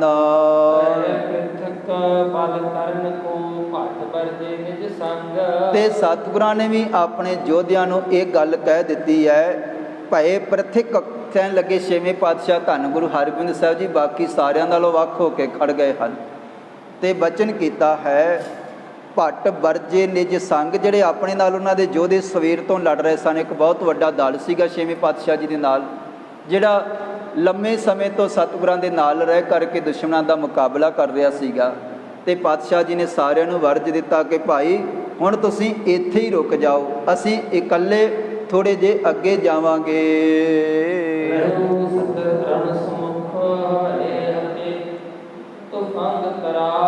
ਇੱਥੇ ਰਹਿ ਕਰਕੇ ਦੂਰ ਖੜ ਕਰਕੇ ਛੇਵੇਂ ਪਾਤਸ਼ਾਹ ਜੀ ਨੇ ਹੁਕਮ ਕੀਤਾ ਹੈ ਕਿ ਤੁਸੀਂ ਇੱਥੋਂ ਹੀ ਹਮਲਾ ਕਰੋਗੇ, ਜਦੋਂ ਲੋੜ ਪਏਗੀ ਤੇ ਤੁਸੀਂ ਅੱਗੇ ਆਓਗੇ। ਫਿਲਹਾਲ ਸਾਹਿਬ ਪਾਤਸ਼ਾਹ ਧੰਨ ਗੁਰੂ ਹਰਗੋਬਿੰਦ ਸਾਹਿਬ ਜੀ ਹਿਸਾਬ ਕਿਤਾਬ ਲਾ ਕਰਕੇ ਕਿ ਜਿਸ ਤਰ੍ਹਾਂ ਪੈਂਦੇ ਖਾਂ ਅੱਗੇ ਵਧਿਆ ਹੈ, ਪੈਂਦੇ ਖਾਂ ਤਾਂ ਹੰਕਾਰ ਦੇ ਵਿੱਚ ਇੱਕ ਵਿਉਂਤਬੰਦੀ ਬਣਾ ਕਰਕੇ ਕਿ ਛੇਵੇਂ ਪਾਤਸ਼ਾਹ ਜੀ ਨੂੰ ਜਿਸ ਤਰ੍ਹਾਂ ਮੈਂ ਪਹਿਲੀ ਜੰਗ ਦੇ ਵਿੱਚ ਕਈਆਂ ਨੂੰ ਘੋੜੇ ਥੱਲੇ ਵੜ ਕੇ ਤੇ ਪਰਾਂ ਸੁੱਟ ਦਿੱਤਾ ਸੀਗਾ ਸਣੇ ਅਸਵਾਰ, ਮੇਰੇ ਕੋਲ ਬਹੁਤ ਵੱਡੀ ਫੁਰਤੀ ਹੈ ਤੇ ਉਸੇ ਤਾਕਤ ਦੇ ਨਾਲ ਛੇਵੇਂ ਪਾਤਸ਼ਾਹ ਜੀ ਨੂੰ ਮੈਂ ਉਲਟਾ ਕੇ ਸੁੱਟ ਦੇਵਾਂਗਾ। ਪੈਂਦੇ ਖਾਂ ਇਸ ਹੰਕਾਰ ਦੇ ਵਿੱਚ ਸੀਗਾ ਕਿ ਮੇਰੇ ਕੋਲ ਫੁਰਤੀ ਬੜੀ ਵੱਡੀ ਹੈ ਪਰ ਇੰਨਾ ਕੁ ਜ਼ਿਆਦਾ ਹੰਕਾਰ ਦੇ ਵਿੱਚ ਮਸਤ ਹੈ, ਇਹ ਭੁੱਲ ਗਿਆ ਕਿ ਇਹ ਜਿਹੜਾ ਜ਼ੋਰ ਹੈ, ਇਹ ਜਿਹੜੀ ਤਾਕਤ ਹੈ, ਇਹ ਤਾਂ ਮੈਂ ਛੇਵੇਂ ਪਾਤਸ਼ਾਹ ਜੀ ਦੇ ਹਜ਼ੂਰੀ ਦੇ ਵਿੱਚ ਰਹਿ ਕਰਕੇ ਸਿੱਖੀ ਹੈ। ਔਰ ਉਹਨਾਂ ਨੇ ਤਾਂ ਸਾਰੇ ਦਾਉ ਪੇਚ ਸਿਖਾਏ ਹਨ, ਉਹਨਾਂ ਦੀ ਤਾਂ ਸਾਰੀ ਤਾਕਤ ਸੀਗੀ। ਹੁਣ ਇੰਨਾ ਹੰਕਾਰ ਦੇ ਵਿੱਚ ਹੈ, ਜਿਸ ਗੁਰੂ ਦੇ ਚਰਨਾਂ ਦੇ ਵਿੱਚ ਰਹਿ ਕੇ ਸਾਰਾ ਕੁਝ ਸਿੱਖਿਆ ਹੈ ਜਾਂ ਪਲਿਆ ਹੈ, ਇਹ ਦਾਉ ਪੇਚ ਉਸੇ ਹੀ ਪਾਤਸ਼ਾਹ ਦੇ ਉੱਪਰ ਵਰਤਣ ਵਾਸਤੇ ਚੱਲ ਪਿਆ ਹੈ। ਹੁਣ ਜੇ ਪੈਂਦੇ ਖਾਂ ਭੇਤੀ ਹੈ ਸਤਿਗੁਰਾਂ ਦਾ ਕਿ ਮੈਂ ਸਤਿਗੁਰਾਂ ਦੇ ਬਲ ਨੂੰ ਜਾਣਦਾ ਹਾਂ, ਅਤੇ ਉੱਧਰ ਛੇਵੇਂ ਪਾਤਸ਼ਾਹ ਜੀ ਵੀ ਤਾਂ ਪੈਂਦੇ ਖਾਂ ਦੇ ਇੱਕ ਇੱਕ ਦਾਉ ਪੇਚ ਨੂੰ ਜਾਣਦੇ ਸਨ। ਹੁਣ ਇਹ ਹੰਕਾਰੀ ਉਸੇ ਵੇਲੇ ਵੱਖਰਾ ਹੋ ਕੇ ਚੱਲਿਆ ਹੈ, ਅਤੇ ਛੇਵੇਂ ਪਾਤਸ਼ਾਹ ਜੀ ਜਾਣ ਗਏ ਕਿ ਪੈਂਦੇ ਖਾਂ ਦੀ ਕੀ ਨੀਅਤ ਹੈ ਅਤੇ ਕੀ ਕਰਨਾ ਚਾਹੁੰਦਾ ਹੈ, ਕਿਉਂਕਿ ਸਤਿਗੁਰੂ ਜੀ ਤਾਂ ਸਾਰਾ ਕੁਝ ਜਾਣਦੇ ਹਨ। ਹੁਣ ਪਾਤਸ਼ਾਹ ਧੰਨ ਗੁਰੂ ਹਰਗੋਬਿੰਦ ਸਾਹਿਬ ਜੀ ਨੇ ਵੀ ਆਪਣੇ ਯੋਧਿਆਂ ਨੂੰ ਵਰਜ ਦਿੱਤਾ ਕਿ ਭਾਈ ਤੁਸੀਂ ਇੱਥੇ ਖੜ ਜਾਓ, ਜੇ ਲੋੜ ਪਈ ਤੇ ਅੱਗੇ ਆਇਓ ਜੀ। ਤੇ ਸਤਿਗੁਰਾਂ ਦੇ ਹੁਕਮ ਦੇ ਵਿੱਚ ਬਾਬਾ ਬਿਧੀ ਚੰਦ ਤੇ ਬਾਕੀ ਜਿਹੜੇ ਯੋਧੇ ਸਨ, ਸਤਿਗੁਰਾਂ ਨੇ ਜੈਸਾ ਹੁਕਮ ਕਰ ਦਿੱਤਾ ਹੈ ਉਸੇ ਹੁਕਮ ਦੇ ਮੁਤਾਬਕ ਇੱਕ ਜਗ੍ਹਾ ਤੇ ਖੜ ਗਏ ਹਨ। ਠੀਕ ਹੈ ਪਾਤਸ਼ਾਹ, ਜੇ ਲੋੜ ਪਈ ਜਿਹੜੇ ਪੈਂਦੇ ਖਾਂ ਦੇ ਨਾਲ ਬਾਕੀ ਜਰਨੈਲ ਆ ਰਹੇ ਹਨ, ਜੇ ਉਹ ਅੱਗੇ ਆਉਣਗੇ ਤੇ ਅਸੀਂ ਵੀ ਆਵਾਂਗੇ। ਜੇ ਪੈਂਦੇ ਖਾਂ ਇਕੱਲਾ ਵਧਿਆ ਹੈ ਤੇ ਪਾਤਸ਼ਾਹ ਜੀ ਤੁਹਾਡਾ ਹੁਕਮ ਹੈ ਕਿ ਮੈਂ ਵੀ ਇਕੱਲੇ ਨੇ ਜਾਣਾ ਹੈ, ਤੇ ਠੀਕ ਹੈ, ਜੇ ਲੋੜ ਪਈ ਤੇ ਸਤਿਗੁਰੂ ਜੀ ਅਸੀਂ ਅੱਗੇ ਆਵਾਂਗੇ।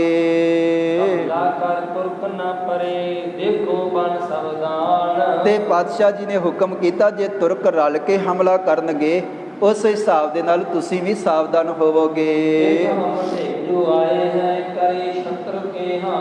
ਤੇ ਇਹ ਜਿਹੜਾ ਦੁਸ਼ਮਣ ਹੈ, ਇਹ ਜਿਹੜਾ ਆਪਣੇ ਆਪ ਨੂੰ ਬਹੁਤ ਵੱਡਾ ਯੋਧਾ ਸਮਝਦਾ ਹੈ, ਪੈਂਦੇ ਖਾਂ ਕਹਿਣ ਲੱਗੇ ਇਹ ਜਿਹੜਾ ਸਾਡੇ ਵਾਲੇ ਪਾਸੇ ਵੱਧ ਰਿਹਾ, ਸਾਡੇ ਨਾਲ ਜੰਗ ਕਰਨਾ ਚਾਹੁੰਦਾ ਹੈ, ਇਹਦੇ ਨਾਲ ਤਾਂ ਹੁਣ ਭਾਈ ਅਸੀਂ ਮੁਕਾਬਲਾ ਕਰਾਂਗੇ ਔਰ ਇਹਦਾ ਅਸੀਂ ਖਾਤਮਾ ਕਰਕੇ ਆਵਾਂਗੇ। ਤੇ ਸਤਿਗੁਰਾਂ ਦੀ ਆਗਿਆ ਪ੍ਰਾਪਤ ਕਰਕੇ ਸਾਰੇ ਸਤਿਗੁਰਾਂ ਦੇ ਜਿਹੜੇ ਜਰਨੈਲ ਯੋਧੇ ਸਨ ਉਹ ਉੱਥੇ ਹੀ ਖੜ ਗਏ ਜਿੱਥੇ ਪਾਤਸ਼ਾਹ ਜੀ ਨੇ ਇਹਨਾਂ ਨੂੰ ਹੁਕਮ ਕੀਤਾ ਹੈ। ਤੇ ਪਰ ਉਹ ਬੜੇ ਸਾਵਧਾਨ ਹੋ ਗਏ, ਪੱਥੇ ਉਹਨਾਂ ਨੇ ਤੀਰਾਂ ਦੇ ਨਾਲ ਭਰੇ ਹੋਏ ਹਨ ਤੇ ਬੰਦੂਕਾਂ ਦੇ ਵਿੱਚ ਗੋਲੀਆਂ ਭਰੀਆਂ ਹੋਈਆਂ ਹਨ। ਜਿਵੇਂ ਪੈਂਦੇ ਖਾਂ ਆਪਣੇ ਦਲ ਤੋਂ ਥੋੜ੍ਹਾ ਜਿਹਾ ਅੱਗੇ ਹੋਇਆ ਹੈ, ਉਸੇ ਤਰ੍ਹਾਂ ਇੱਧਰੋਂ ਛੇਵੇਂ ਪਾਤਸ਼ਾਹ ਜੀ ਵੀ ਅੱਗੇ ਹੋ ਗਏ ਹਨ। ਤੇ ਸਹਿ ਪਾਤਸ਼ਾਹ ਧੰਨ ਗੁਰੂ ਹਰਗੋਬਿੰਦ ਸਾਹਿਬ ਜੀ ਨੇ ਬਚਨ ਕੀਤਾ, ਜਿਹੜਾ ਵਧੇਗਾ ਹੋਰ ਵੀ ਉਹਦਾ ਮੁਕਾਬਲਾ ਤੁਸੀਂ ਕਰੋਗੇ ਔਰ ਉਹਨੂੰ ਬਹੁਤ ਵੱਡੀ ਬਾਕੀ ਜਰਨੈਲਾਂ ਨੂੰ ਮਾਰ ਤੁਸੀਂ ਪਾਓਗੇ। ਸ੍ਰੀ ਗੁਰੂ ਦਿੱਤਾ ਧੰਨ ਧੰਨ ਗਏ ਤੇ ਬਾਬਾ ਗੁਰਦਿੱਤਾ ਜੀ ਜਿਹੜੇ ਅੰਮ੍ਰਿਤ ਵੇਲੇ ਤੋਂ ਛੇਵੇਂ ਪਾਤਸ਼ਾਹ ਧੰਨ ਗੁਰੂ ਹਰਗੋਬਿੰਦ ਸਾਹਿਬ ਜੀ ਨੇ ਹੁਕਮ ਕੀਤਾ ਸੀ ਰਾਤ ਵੇਲੇ ਵੀ, ਤੇ ਬਾਬਾ ਗੁਰਦਿੱਤਾ ਜੀ ਲਗਾਤਾਰ ਜੰਗ ਦੇ ਮੈਦਾਨ ਦੇ ਵਿੱਚ ਲੜੇ ਹਨ। ਇਹਨਾਂ ਨੇ ਸ਼੍ਰੀ ਕਰਤਾਰਪੁਰ ਸਾਹਿਬ ਜੀ ਦਾ ਜਿਹੜਾ ਵਸਾਇਆ ਹੋਇਆ ਨਗਰ ਹੈ ਇਹਦੀ ਰੱਖਿਆ ਕੀਤੀ ਹੈ, ਤੇ ਸ਼੍ਰੀ ਕਰਤਾਰਪੁਰ ਸਾਹਿਬ ਦੇ ਦੁਆਲੇ ਦੁਆਲੇ ਬਾਬਾ ਗੁਰਦਿੱਤਾ ਜੀ ਨੇ ਵੱਡਾ ਜੰਗ ਕੀਤਾ ਹੈ। ਤੇ ਹੁਣ ਵੀ ਕਈ ਪਾਸੇ ਜਿੱਥੇ ਦੁਸ਼ਮਣ ਹਮਲਾ ਕਰ ਰਹੇ ਹਨ ਉੱਥੇ ਖਿੱਚ ਖਿੱਚ ਕੇ ਤੀਰ ਤਿੱਲੇ ਤੇ ਚਾੜ ਚਾੜ ਕੇ ਬਾਬਾ ਗੁਰਦਿੱਤਾ ਜੀ ਪਿਤਾ ਜੀ ਦੇ ਵਾਂਗ ਵਰਖਾ ਕਰ ਰਹੇ ਸਨ। ਤੇ ਬਾਬਾ ਗੁਰਦਿੱਤਾ ਜੀ ਨੇ ਵੀ ਸ਼ਤਰੂ ਜਿਹੜੇ ਸਨ ਉਹਨਾਂ ਨੂੰ ਉਲਟਾ ਉਲਟਾ ਕੇ ਤੀਰਾਂ ਦੇ ਨਾਲ ਤੇ ਆਪਣੇ ਹੋਰ ਜਿਹੜੇ ਸ਼ਾਸਤਰ ਪਹਿਨੇ ਹੋਏ ਸਨ ਲਗਾਤਾਰ ਲੜੇ ਹਨ, ਤੇ ਦੁਸ਼ਮਣਾਂ ਨੂੰ ਮੌਤ ਦੇ ਘਾਟ ਬਾਬਾ ਗੁਰਦਿੱਤਾ ਜੀ ਨੇ ਉਤਾਰਿਆ ਹੈ।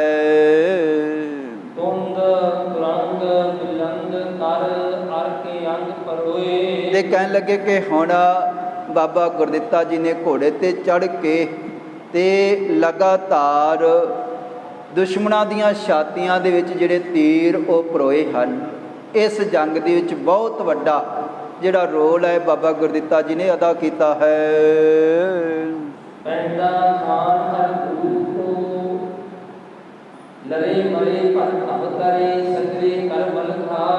ਤੇ ਬਾਬਾ ਗੁਰਦਿੱਤਾ ਜੀ ਦੇ ਨਾਲ ਮੁਕਾਬਲਾ ਕਰਨ ਵਾਲੇ ਜਿਹੜੇ ਵੀ ਯੋਧੇ ਸਨ, ਬਾਬਾ ਗੁਰਦਿੱਤਾ ਜੀ ਦੀ ਬਹਾਦਰੀ ਦੇ ਸਾਹਮਣੇ ਉਹਨਾਂ ਦੀ ਕੋਈ ਚੱਲੀ ਨਹੀਂ ਹੈ।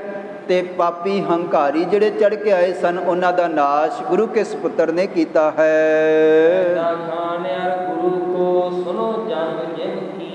ਤੇ ਹੁਣ ਕਵੀ ਜੀ ਇੱਥੇ ਇੱਕ ਅਧਿਆਏ ਦੀ ਸਮਾਪਤੀ ਦੇ ਵਿੱਚ ਕਹਿ ਰਹੇ ਹਨ, ਕਹਿਣ ਲੱਗੇ ਕਿ ਭਾਈ ਆਓ ਹੁਣ ਤੁਹਾਨੂੰ ਅਸੀਂ ਹਾਲ ਸੁਣਾਉਂਦੇ ਹਾਂ। ਜੈਸਾ ਜੰਗ ਛੇਵੇਂ ਪਾਤਸ਼ਾਹ ਧੰਨ ਗੁਰੂ ਹਰਗੋਬਿੰਦ ਸਾਹਿਬ ਜੀ ਦੇ ਵਿਚਕਾਰ ਤੇ ਪੈਂਦੇ ਖਾਂ ਦੇ ਵਿਚਕਾਰ ਬਹੁਤ ਵੱਡਾ ਜਿਹੜਾ ਇੱਕ ਹਮਲਾ ਹੋਇਆ ਹੈ। ਪੈਂਦ ਖਾਨ ਔਰ ਗੁਰੂ ਕੋ ਸੁਣੋ ਜੰਗ ਜਿਮਕੀਨ, ਪਿਆਰ ਦੇ ਨਾਲ ਸੁਣੋ ਜਿਵੇਂ ਇਹ ਵੱਡਾ ਹੱਲਾ ਹੋਇਆ ਹੈ।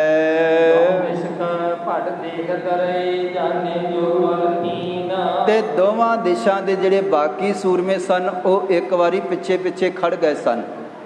ਦੋਵਾਂ ਦਲਾਂ ਦੇ ਯੋਧੇ ਬਾਕੀ ਅੱਗੇ ਨਹੀਂ ਸੀ ਵਧੇ। ਪੈਂਦੇ ਖਾਂ ਦੀ ਇੱਛਾ ਦੇ ਮੁਤਾਬਕ ਜਿਸ ਤਰ੍ਹਾਂ ਪੈਂਦੇ ਖਾਂ ਅੱਗੇ ਵਧਿਆ ਹੈ, ਉਸੇ ਤਰ੍ਹਾਂ ਹੀ ਗੁਰੂ ਸਤਿਗੁਰੂ ਧੰਨ ਗੁਰੂ ਹਰਗੋਬਿੰਦ ਸਾਹਿਬ ਜੀ ਵੀ ਅੱਗੇ ਵਧ ਗਏ। ਜੇ ਦੁਸ਼ਮਣਾਂ ਦੀ ਬਾਕੀ ਸੈਨਾ ਪਿੱਛੇ ਖੜੀ ਰਹੀ ਹੈ ਤੇ ਇੱਧਰ ਸਤਿਗੁਰਾਂ ਦੀ ਸੈਨਾ ਵੀ ਪਿੱਛੇ ਖੜ ਗਈ ਹੈ।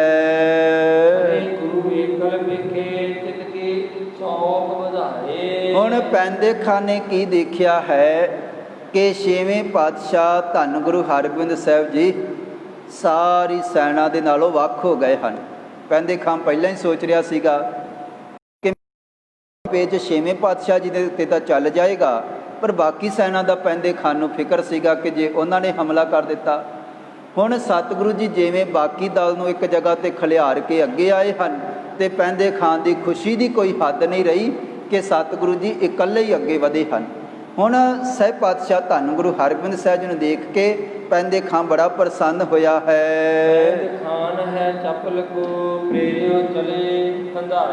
ਤੇ ਆਪਣਾ ਜਿਹੜਾ ਬੜਾ ਚੰਚਲ ਤੇਜ ਘੋੜਾ ਹੈ ਪੈਂਦੇ ਖਾਂ ਨੇ ਇੱਕਦਮ ਉਹਨੂੰ ਛੇੜਿਆ ਤੇ ਕਾਹਲੀ ਦੇ ਨਾਲ ਛੇਵੇਂ ਪਾਤਸ਼ਾਹ ਧੰਨ ਗੁਰੂ ਹਰਗੋਬਿੰਦ ਸਾਹਿਬ ਜੀ ਵਾਲੇ ਪਾਸੇ ਵਧਿਆ ਹੈ। ਤੇ ਹੁਣ ਦੋਵੇਂ ਸੈਨਾ ਖੜ ਕੇ ਤਮਾਸ਼ਾ ਦੇਖ ਰਹੀਆਂ ਸਨ, ਬਾਕੀ ਕੋਈ ਵੀ ਯੋਧਾ ਅੱਗੇ ਨਹੀਂ ਵਧਿਆ ਹੈ।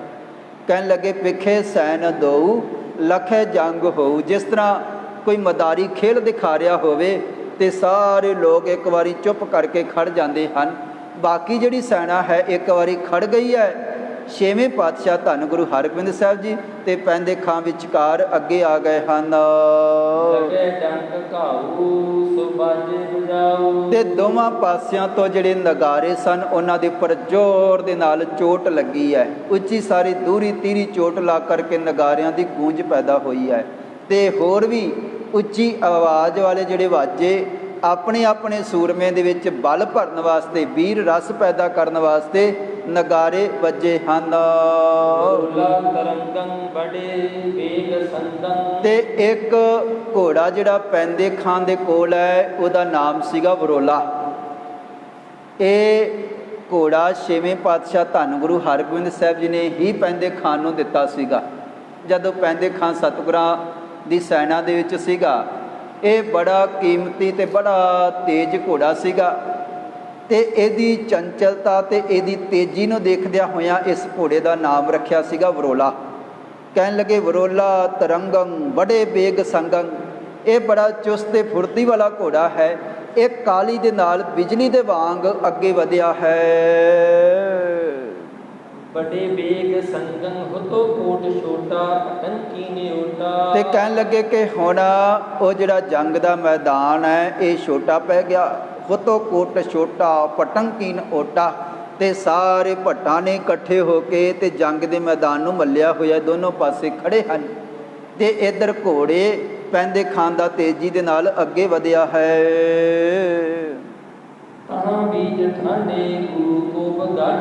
ਤੇ ਇੱਧਰ ਸਾਹਿਬ ਪਾਤਸ਼ਾਹ ਧੰਨ ਗੁਰੂ ਹਰਗੋਬਿੰਦ ਸਾਹਿਬ ਜੀ ਵੀ ਕਹਿਣ ਲੱਗੇ ਸਤਿਗੁਰੂ ਧੰਨ ਗੁਰੂ ਹਰਗੋਬਿੰਦ ਸਾਹਿਬ ਜੀ ਤਹਾਂ ਵਿੱਚ ਠਾਡੇ। ਸਤਿਗੁਰੂ ਵੀ ਜਾ ਕੇ ਅੱਗੇ ਖੜ ਗਏ ਹਨ। ਗੁਰੂ ਕੋਪ ਗਾਡੇ। ਸਾਹਿਬ ਪਾਤਸ਼ਾਹ ਧੰਨ ਗੁਰੂ ਹਰਗੋਬਿੰਦ ਸਾਹਿਬ ਜੀ ਵੀ ਵੀਰ ਰਸ ਦੇ ਨਾਲ ਲਪਾ ਲਪ ਭਰੇ ਹੋਏ ਹਨ।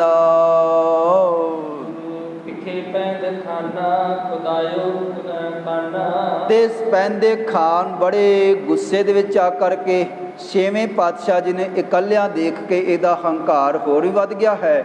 ਕੁਦਾਇਓ ਕੇ ਕਾਨਾ। ਇਹ ਜਿਹੜਾ ਬੜਾ ਫੁਰਤੀਲਾ ਘੋੜਾ ਹੈ ਇਹਨੂੰ ਕੁਦਾਇਆ ਹੈ। ਛਾਲਾਂ ਮਾਰਦਾ ਹੋਇਆ ਨੇੜੇ ਆਇਆ ਹੈ। ਕਹਿਣ ਲੱਗੇ ਇੰਨਾ ਤੇਜ਼ ਘੋੜਾ ਦੌੜਦਾ ਹੈ ਕਿ ਇੰਝ ਲੱਗਦਾ ਹੈ ਕਿ ਇਹਦੇ ਪੈਰ ਥੱਲੇ ਲੱਗਦੇ ਹੀ ਨਹੀਂ ਹਨ, ਇਤਨਾ ਤੇਜ਼ ਹੈ ਘੋੜਾ। ਪਰਿਓ ਪਾਰ ਜਾਏ, ਝਾਟੀ ਕੇ ਦਮ ਪਾਰ ਆ ਗਿਆ ਹੈ। ਨਹੀਂ ਪੈਰ ਛੁਆਏ, ਇੰਜ ਲੱਗਦਾ ਧਰਤੀ ਨੂੰ ਤੇ ਪੈਰ ਇਹਦੇ ਛੁਏ ਹੀ ਨਹੀਂ ਹਨ। ਤੇ ਹਿਰਨਾ ਬੜੋ ਜਠਾਨਾ। ਤੇ ਸਾਰੇ ਗੁਰੂ ਕੇ ਸੈਨਾਪਤੀ, ਗੁਰੂ ਕੀ ਜਿਹੜੀ ਸੈਨਾ ਹੈ, ਇਹ ਦੇਖ ਕੇ ਹੈਰਾਨ ਹੋ ਗਈ ਕਿ ਭਾਈ ਬੜਾ ਤੇਜ਼ ਘੋੜਾ ਚੱਲਿਆ ਹੈ। ਪਿਖਨ ਤੇ ਹਿਰਾਨਾ ਬੜੋ ਉਜਠਾਨਾ, ਘੋੜੇ ਨੇ ਵੀ ਤਗੜਾ ਜਿਹੜਾ ਬਲ ਹੈ, ਜ਼ੋਰ ਧਾਰਿਆ ਹੈ। ਲਾਖ ਮੂਲਾ ਸੋਨਾ ਮੰਗਰੋਲਾ। ਔਰ ਛੇਵੇਂ ਪਾਤਸ਼ਾਹ ਧੰਨ ਗੁਰੂ ਹਰਗੋਬਿੰਦ ਸਾਹਿਬ ਜੀ ਦੇ ਚਰਨਾਂ ਦੇ ਵਿੱਚ ਇੱਕ ਵਪਾਰੀ ਸਿੱਖ ਨੇ ਇਹ ਘੋੜਾ ਲਿਆ ਕਰਕੇ ਆਂਦਾ ਸੀਗਾ, ਜਿਹਦਾ 1.25 ਲੱਖ ਮੁੱਲ ਸੀਗਾ ਉਸ ਵੇਲੇ। ਭਇਓ ਲੱਖ ਮੋਲਾ, ਤੇ ਕਹਿਣ ਲੱਗੇ ਸੋ ਨਾਮੰਗ ਵਰੋਲਾ, ਇਹ ਉਹੀ ਘੋੜਾ ਹੈ ਸਤਿਗੁਰਾਂ ਦਾ ਜਿਹਦਾ ਵਰੋਲਾ ਨਾਮ ਸੀਗਾ ਤੇ ਜਿਹਦੀ 1.25 ਲੱਖ ਕੀਮਤ ਸੀਗੀ। ਚਲਾਕੀ ਦਿਖਾਈ ਗੁਰੂ ਤੀਰ ਜਾਏ। ਤੇ ਘੋੜਾ ਬੜੀ ਚਲਾਕੀ ਦਿਖਾਉਂਦਾ ਹੈ, ਜਿਸ ਤਰ੍ਹਾਂ ਸਿਖਾਇਆ ਹੋਇਆ ਕਾਲੀ ਦੇ ਨਾਲ, ਫੁਰਤੀ ਦੇ ਨਾਲ ਦੌੜਦਾ ਹੈ, ਇੱਕ ਜਗ੍ਹਾ ਤੋਂ ਦੂਜੀ ਜਗ੍ਹਾ ਤੇ ਛਾਲ ਮਾਰਦਾ ਹੈ ਤੇ ਬੜੀ ਜਲਦੀ ਦੇ ਨਾਲ ਸਤਿਗੁਰਾਂ ਦੇ ਕੋਲ ਪਹੁੰਚ ਗਿਆ ਹੈ। ਯੋਗੀ ਖੰਡਾ ਦੇਖੀ ਧਾਰ ਚੰਡਾ। ਤੇ ਉਸੇ ਵੇਲੇ ਪੈਂਦੇ ਖਾਨ ਨੇ ਤਿੱਖਾ ਜਿਹੜਾ ਖੰਡਾ ਹੈ ਉਹਨੂੰ ਕੱਢਿਆ ਹੈ। ਲਿਓ ਖੈਂਚ ਖੰਡਾ, ਤ੍ਰਿਖੀ ਧਾਰ ਚੰਡਾ, ਜਿਹੜਾ ਬੜਾ ਚੰਡਿਆ ਹੋਇਆ ਹੈ ਤੇ ਲਿਸ਼ਕਾ ਮਾਰ ਰਿਹਾ ਹੈ। ਪੈਂਦੇ ਖਾਨ ਨੇ ਖੰਡਾ ਉਤਾਨੂੰ ਕੀਤਾ ਹੈ ਔਰ ਹੀਰੇ ਨਹੀਂ ਅਤੇ ਨੇਰੇ। ਕਿ ਤੇ ਬਾਕੀ ਜਿਹੜੇ ਯੋਧੇ ਸਨ ਉਹ ਪਿੱਛੇ ਪਿੱਛੇ ਹੋ ਗਏ। ਸਤਿਗੁਰਾਂ ਨੇ ਵੀ ਆਪਣੇ ਸਾਥੀਆਂ ਨੂੰ ਵਰਜ ਦਿੱਤਾ ਹੈ ਕਿ ਤੁਸੀਂ ਅੱਗੇ ਨਹੀਂ ਆਉਣਾ, ਤੇ ਪੈਂਦੇ ਖਾਨ ਦੇ ਸਾਥੀ ਵੀ ਪਿੱਛੇ ਹੀ ਖੜੇ ਰਹੇ ਹਨ। ਪੈਂਦੇ ਖਾਨ ਅੱਗੇ ਆ ਗਿਆ ਹੈ। ਦੋਨਾਂ ਪਾਸਿਓਂ ਹੋਰ ਕੋਈ ਨਹੀਂ ਵਧਿਆ, ਤੇ ਇੱਕ ਪਾਸੇ ਸਤਿਗੁਰੂ ਜੀ ਤੇ ਦੂਜੇ ਪਾਸੇ ਪੈਂਦੇ ਖਾਨ ਇੱਕ ਦੂਜੇ ਦੇ ਨੇੜੇ ਹੋ ਗਏ ਹਨ। ਸਭੇ ਚੌਪ ਸੰਗਾ ਦੇਖੇ ਦੁੱਧ ਜੰਗਾ। ਤੇ ਸਾਰਿਆਂ ਨੇ ਇਹ ਜਿਹੜਾ ਤਗੜਾ ਯੁੱਧ ਹੈ ਇਹ ਖੜ ਕੇ ਦੇਖਿਆ ਹੈ। ਸਭੇ ਚੌਪ ਸੰਗਾ, ਬੜੇ ਧਿਆਨ ਦੇ ਨਾਲ ਚੁਕੰਨੇ ਹੋ ਕੇ ਦੇਖੇ ਦੁੰਦ ਜੰਗਾ। ਦੁੰਦ ਤੋਂ ਭਾਵ ਹੈ ਦੋ ਜਾਣਿਆਂ ਦਾ ਜੰਗ, ਦੋ ਜਾਣਿਆਂ ਦਾ ਘਮਸਾਨ ਦਾ ਯੁੱਧ, ਦਵੰਦ ਯੁੱਧ ਕਹਿੰਦੇ ਸਨ ਇਹਨੂੰ। ਇਹ ਜਿਹੜਾ ਦਵੰਦ ਯੁੱਧ ਹੈ ਦੋ ਪਾਸਿਆਂ ਵਾਲਾ, ਇੱਕ ਇੱਕ ਜਰਨੈਲ ਅੱਗੇ ਵਧਿਆ ਹੈ। ਇਹਨਾਂ ਦੇ ਜ਼ੋਰ ਨੂੰ, ਤਾਕਤ ਨੂੰ ਦੇਖਣ ਵਾਸਤੇ ਸਾਰੇ ਧਿਆਨ ਸਹਿਤ ਸੁਚੇਤ ਹੋ ਕੇ ਇੱਕ ਵਾਰੀ ਇੰਜ ਖੜ ਗਏ ਹਨ ਜਿਸ ਤਰ੍ਹਾਂ ਕੇਵਲ ਦੇਖਣ ਵਾਸਤੇ ਹੀ ਆਏ ਹੋਣ। ਤੇ ਪੈਂਦੇ ਖਾਨ ਨੇ ਆਉਂਦਿਆਂ ਹੀ ਪਾਤਸ਼ਾਹ ਜੀ ਦੇ ਨੇੜੇ ਤੇ ਕੁਛ ਟੇਢੇ ਜੇ ਗੱਲ ਵਾਕ ਕਹੇ ਹਨ। ਕਹਿਣ ਤੋਂ ਭਾਵ ਕਿ ਕੁਝ ਐਸੀਆਂ ਗੱਲਾਂ ਹੰਕਾਰ ਵਾਲੀਆਂ ਜਿਹੜੀਆਂ ਸਹਿਬ ਪਾਤਸ਼ਾਹ ਧੰਨ ਗੁਰੂ ਹਰਗੋਬਿੰਦ ਸਾਹਿਬ ਜੀ ਦੇ ਕੋਲ ਆ ਕਰਕੇ ਹੰਕਾਰ ਦੇ ਵਿੱਚ ਪੈਂਦੇ ਖਾਨ ਮਸਤ ਹੈ, ਤੇ ਬੜੀਆਂ ਗੁੱਸੇ ਵਾਲੀਆਂ ਗੱਲਾਂ, ਛੇਵੇਂ ਪਾਤਸ਼ਾਹ ਧੰਨ ਗੁਰੂ ਹਰਗੋਬਿੰਦ ਸਾਹਿਬ ਜੀ ਨੂੰ ਖਤਮ ਕਰਨ ਵਾਲੀਆਂ ਗੱਲਾਂ ਪੈਂਦੇ ਖਾਂ ਹੰਕਾਰ ਦੇ ਵਿੱਚ ਬੋਲ ਰਿਹਾ ਹੈ। ਇਹ ਸਹਿਬ ਪਾਤਸ਼ਾਹ ਧੰਨ ਗੁਰੂ ਹਰਗੋਬਿੰਦ ਸਾਹਿਬ ਜੀ ਹੁਣ ਆਪਣੇ ਆਪ ਨੂੰ ਸੰਭਾਲ ਲਓ। ਗੁਰੂ ਜੀ ਸੰਭਾਲੋ, ਜਥਾ ਉਜ ਧਾਰੋ। ਜਿੰਨਾ ਤੁਹਾਡੇ ਅੰਦਰ ਬਲ ਹੈ ਅੱਜ ਤੁਸੀਂ ਵੀ ਵਰਤ ਲਓ ਜੀ। ਤੇ ਕਹਿਣ ਲੱਗੇ ਕਿ ਹੁਣ ਹੇ ਪਾਤਸ਼ਾਹ ਧੰਨ ਗੁਰੂ ਹਰਗੋਬਿੰਦ ਸਾਹਿਬ ਜੀ, ਕਹੋ ਕਰੋ ਨਾਹੀਂ ਟਾਰਾ, ਚਿਤੋਂ ਮੋਹਿ ਮਾਰਾ। ਕਹਿਣ ਲੱਗਾ ਮੈਂ ਪਾਤਸ਼ਾਹ ਜੀ ਹੁਣ ਟਲਾਂਗਾ ਨਹੀਂ, ਹੁਣ ਮੈਂ ਕਿਸੇ ਵੀ ਕੀਮਤ ਤੇ ਪਿਛਾਂਹ ਨਹੀਂ ਹਟਾਂਗਾ। ਚਿਤੋਂ ਮੋਹਿ ਮਾਰਾ। ਤੇ ਮੈਨੂੰ ਇਹ ਵੀ ਚੰਗੀ ਤਰ੍ਹਾਂ ਚੇਤਾ ਹੈ ਕਿ ਤੁਹਾਡੇ ਦਰਬਾਰ ਦੇ ਵਿੱਚੋਂ ਕਿਸ ਤਰ੍ਹਾਂ ਮੈਨੂੰ ਮਾਰ ਪਾ ਕਰਕੇ ਬਾਹਰ ਸੁੱਟਿਆ ਗਿਆ ਸੀ, ਕੱਢਿਆ ਗਿਆ ਸੀਗਾ। ਤੇ ਸਤਿਗੁਰੂ ਜੀ ਹੁਣ ਮੈਂ ਟਲਾਂਗਾ ਨਹੀਂ, ਕਿਉਂਕਿ ਪੈਂਦੇ ਖਾਂ ਕਈਆਂ ਦੇ ਕੋਲ ਖੜ ਕੇ ਇਹ ਗੱਲ ਕਹਿੰਦਾ ਸੀਗਾ, ਸਰੀਰ ਕਰਕੇ ਤਾਂ ਮੈਂ ਸਤਿਗੁਰਾਂ ਦੇ ਸਾਰੇ ਜਿੱਥੇ ਯੋਧਿਆਂ ਦੇ ਨਾਲੋਂ ਸਰੀਰ ਕਰਕੇ ਤਗੜਾ ਹਾਂ, ਉੱਥੇ ਮੈਂ ਛੇਵੇਂ ਪਾਤਸ਼ਾਹ ਜੀ ਦੇ ਨਾਲੋਂ ਵੀ ਜ਼ਿਆਦਾ ਬਲ ਰੱਖਦਾ ਹਾਂ। ਬਸ ਮੈਂ ਕਈ ਵਾਰੀ ਅਭਿਆਸ ਯੁੱਧ ਦੇ ਵਿੱਚ ਇਸ ਕਰਕੇ ਛੇਵੇਂ ਪਾਤਸ਼ਾਹ ਜੀ ਨਾਲੋਂ ਹਾਰ ਜਾਂਦਾ ਸੀਗਾ, ਕਿਉਂਕਿ ਸਤਿਗੁਰੂ ਜੀ ਨੇ ਮੈਨੂੰ ਪਾਲਿਆ ਹੈ। ਮੈਂ ਪਾਤਸ਼ਾਹ ਜੀ ਦੇ ਚਰਨਾਂ ਦੇ ਵਿੱਚ ਰਹਿ ਰਿਹਾ ਹਾਂ ਤੇ ਸਤਿਗੁਰਾਂ ਦੇ ਘਰ ਤੋਂ ਤਨਖਾਹ ਲੈਂਦਾ ਹਾਂ ਤੇ ਮੇਰਾ ਘਰ ਚੱਲਦਾ ਹੈ। ਇਸ ਕਰਕੇ ਮੈਂ ਪਹਿਲਾਂ ਟਲ ਜਾਂਦਾ ਸੀਗਾ, ਜਾਣ ਬੁੱਝ ਕੇ ਹਾਰ ਜਾਂਦਾ ਸੀਗਾ। ਪਰ ਪੈਂਦੇ ਖਾਨ ਨੇ ਅੱਜ ਆਉਂਦੇ ਹੀ ਕਿਹਾ, ਕਹਿਣ ਲੱਗਿਆ ਹੇ ਪਾਤਸ਼ਾਹ ਇਹ ਕੋਈ ਅਭਿਆਸ ਦਾ ਯੁੱਧ ਨਹੀਂ ਹੈ ਜਿਹਦੇ ਕਰਕੇ ਅੱਜ ਮੈਂ ਫਿਰ ਟਲ ਜਾਵਾਂਗਾ। ਹੇ ਸਤਿਗੁਰੂ ਜੀ ਅੱਜ ਮੈਂ ਜਿੱਤਾਂਗਾ, ਕਿਸੇ ਵੀ ਤਰ੍ਹਾਂ ਮੈਂ ਪਿੱਛੇ ਨਹੀਂ ਹਟਾਂਗਾ।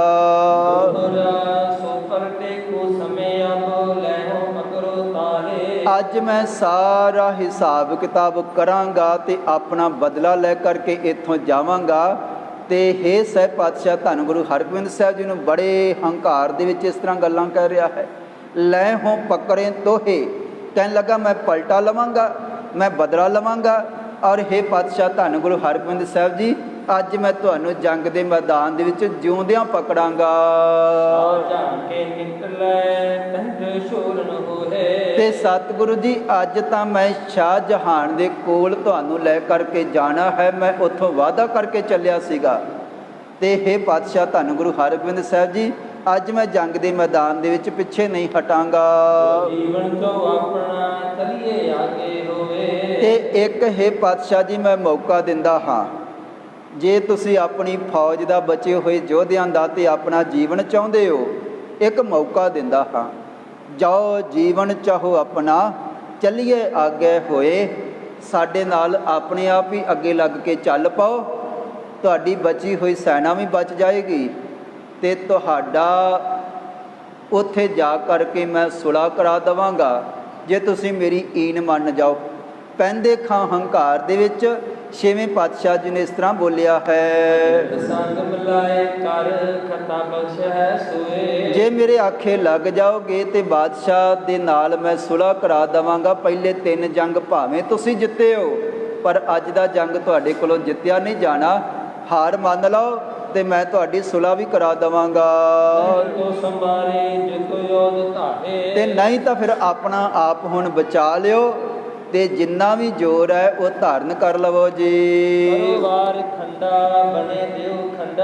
ਤੇ ਕਹਿਣ ਲੱਗਾ, ਹੇ ਪਾਤਸ਼ਾਹ ਧੰਨ ਗੁਰੂ ਹਰਗੋਬਿੰਦ ਸਾਹਿਬ ਜੀਓ, ਮੈਂ ਐਸਾ ਵਾਰ ਕਰਾਂਗਾ ਖੰਡੇ ਦੇ ਨਾਲ ਕਿ ਤੁਹਾਡੇ 2 ਖੰਡ ਹੋ ਜਾਣਗੇ। ਕਹਿਣ ਤੋਂ ਭਾਵ ਜਿਸ ਤਰ੍ਹਾਂ ਪੈਂਦੇ ਖਾਂ ਪਹਿਲਾਂ ਵੀ ਕਈ ਯੁੱਧ ਦੇ ਵਿੱਚ ਜਦੋਂ ਲੜਿਆ ਹੈ ਤੇ ਇਹ ਆਪਣੀ ਲੰਮੀ ਬਾਂਹ ਦੇ ਨਾਲ ਇੰਨਾ ਤਗੜਾ ਤਲਵਾਰ ਦੇ ਨਾਲ ਖੰਡੇ ਦੇ ਨਾਲ ਵਾਰ ਕਰਦਾ ਸੀਗਾ। ਠੀਕ ਹੈ, ਕਈ ਵਾਰੀ ਇੱਕ ਵਾਰ ਦੇ ਨਾਲ ਦੁਸ਼ਮਣ ਦੀ ਜਾਂ ਯੋਧੇ ਦੀ ਕਈ ਵਾਰੀ ਛਾਤੀ ਚੀਰੀ ਜਾਂਦੀ ਸੀ, ਪਰ ਪੈਂਦੇ ਖਾਂ ਦਾ ਵਾਰ ਥੱਲੇ ਤੱਕ ਧਰਤੀ ਤੱਕ ਚਲਿਆ ਜਾਂਦਾ ਸੀ। ਕਈ ਵਾਰੀ ਘੋੜੇ ਨੂੰ ਵੀ ਚੀਰ ਕੇ ਸੁੱਟ ਦਿੰਦਾ ਸੀਗਾ ਨਾਲ ਹੀ। ਹੁਣ ਕਹਿਣ ਲੱਗਿਆ, ਹੇ ਪਾਤਸ਼ਾਹ ਧੰਨ ਗੁਰੂ ਹਰਗੋਬਿੰਦ ਸਾਹਿਬ ਜੀ, ਮੈਂ ਸਰੀਰ ਦੇ ਵੀ 2 ਟੋਟੇ ਕਰ ਦੇਵਾਂਗਾ। ਤੇ ਸਹਿਬ ਪਾਤਸ਼ਾਹ ਧੰਨ ਗੁਰੂ ਹਰਗੋਬਿੰਦ ਸਾਹਿਬ ਜੀ ਵੀਰ ਰਸ ਦੇ ਵਿੱਚ ਆਏ ਹਨ। ਜਦੋਂ ਪੈਂਦੇ ਖਾਂ ਹੰਕਾਰ ਦੇ ਵਿੱਚ ਬੋਲਿਆ ਹੈ ਤੇ ਸਤਿਗੁਰਾਂ ਨੇ ਵੀ ਅੱਗੋਂ ਫਿਰ ਕੁਛ ਵਾਕ ਕਹੇ ਹਨ।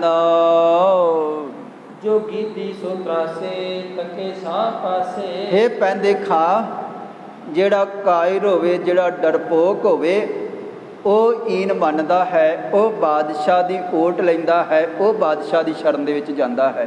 ਜਿਹੜਾ ਡਰਪੋਕ ਹੋਵੇ ਤੇ ਜਿਹੜਾ ਕਾਇਰ ਹੋਵੇ, ਕਹਿਣ ਲੱਗੇ ਸੋ ਵਾਕੰ ਉਚਾਰੇ ਜੋ ਗੀਧੀ ਸੋ ਤਰਾਸੈ।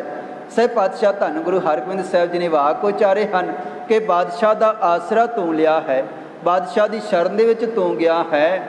ਹੇ ਪੈਂਦੇ ਖਾਂ, ਡਰਪੋਕ ਹੀ ਕਿਸੇ ਦਾ ਆਸਰਾ ਲੈਂਦਾ ਹੈ। ਤੇ ਤੂੰ ਕਹਿ ਰਿਹਾ ਹੈ ਕਿ ਅਸੀਂ ਜੰਗ ਛੱਡ ਦਈਏ ਤੇ ਜਾ ਕਰਕੇ ਬਾਦਸ਼ਾਹ ਦੀ ਈਨ ਮੰਨ ਲਈਏ, ਬਾਦਸ਼ਾਹ ਦੇ ਅੱਗੇ ਝੁਕ ਜਾਈਏ। ਪੈਂਦੇ ਖਾਂ, ਇਸ ਤਰ੍ਹਾਂ ਕਦੇ ਵੀ ਨਹੀਂ ਹੋ ਸਕਦਾ। ਹਮੇ ਜੰਗ ਭਾਵੈ। ਅਸੀਂ ਕਦੋਂ ਆਖਿਆ ਕਿ ਜੰਗ ਨਹੀਂ ਕਰਨਾ ਜਾਂ ਅਸੀਂ ਡਰਦੇ ਹਾਂ? ਅਸੀਂ ਤਾਂ ਜੰਗ ਕਰ ਰਹੇ ਹਾਂ ਤੇ ਅੱਗੇ ਵੀ ਜੰਗ ਕਰਾਂਗੇ। ਹਮੇ ਜੰਗ ਭਾਵੈ। ਇਹ ਪੈਂਦੇ ਖਾਂ, ਸਾਨੂੰ ਜੰਗ ਚੰਗਾ ਲੱਗ ਰਿਹਾ ਹੈ। ਰਿਪੂ ਬ੍ਰਿੰਦ ਘਾਵੈ। ਤੇ ਜਿਹੜੀ ਤੁਹਾਡੀ ਬਚੀ ਹੋਈ ਸੈਨਾ ਹੈ, ਅਸੀਂ ਤਾਂ ਇਹਦਾ ਵੀ ਹੁਣ ਅੰਤ ਕਰਨਾ ਹੈ। ਤੇ ਕਹਿਣ ਲੱਗੇ, ਸਾਡਾ ਕਦੇ ਵੀ ਬਾਦਸ਼ਾਹ ਦੇ ਨਾਲ ਮੇਲ ਨਹੀਂ ਬਣੇਗਾ ਔਰ ਅਸੀਂ ਇਹ ਜਿਹੜੇ ਤੁਸੀਂ ਜਰਨੈਲ ਚੜ੍ਹ ਕੇ ਲੈ ਕਰਕੇ ਆਏ ਹੋ, ਇਹਨਾਂ ਨੂੰ ਧਰਤੀ ਦੇ ਵਿੱਚ, ਮਿੱਟੀ ਦੇ ਵਿੱਚ ਮਿਲਾ ਦੇਵਾਂਗੇ। ਔਰ ਪੈਂਦੇ ਖਾਂ, ਜੰਗ ਦੇ ਮੈਦਾਨ ਦੇ ਵਿੱਚ ਹੁਣ ਤੂੰ ਵੀ ਪ੍ਰਾਣਾਂ ਤੋਂ ਹੀਣਾ ਹੋਏਗਾ, ਤੇਰੇ ਵੀ ਅਸੀਂ ਟੋਟੇ ਟੋਟੇ ਕਰਾਂਗੇ। ਸਤਿਗੁਰਾਂ ਨੇ ਬਚਨ ਕੀਤਾ, ਹੰਕਾਰ ਦੇ ਵਿੱਚ ਬੋਲ ਰਿਹਾ ਹੈ, ਕਰੈ ਤੋਰ ਹਾਨਾ ਲਿਜੈ ਸੱਚ ਜਾਨਾ। ਇਹ ਗੱਲ ਸਾਡੀ ਸੱਚ ਕਰਕੇ ਮੰਨ ਲੈ।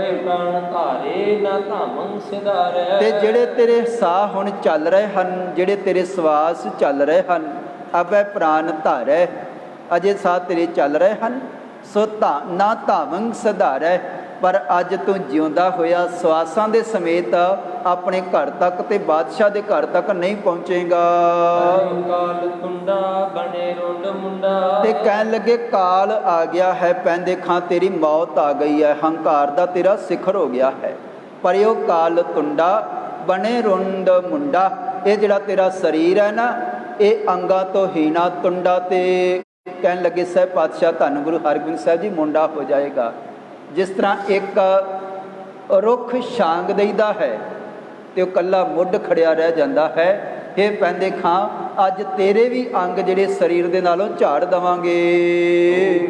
ਜੈਸੇ ਸੁਨੋ ਕਾਨ ਤੈਸੇ। ਤੇ ਸਾਹਿਬ ਪਾਤਸ਼ਾਹ ਧੰਨ ਗੁਰੂ ਹਰਗੋਬਿੰਦ ਸਾਹਿਬ ਜੀ ਨੇ ਤਉ ਕਾਨ ਤੈਸੇ, ਜੋ ਕੁਛ ਹੋਣਾ ਖਾਂ ਅਸੀਂ ਤੈਨੂੰ ਹੁਣ ਜੰਗ ਸਾਰਾ ਕੁਛ ਹੋਏਗਾ।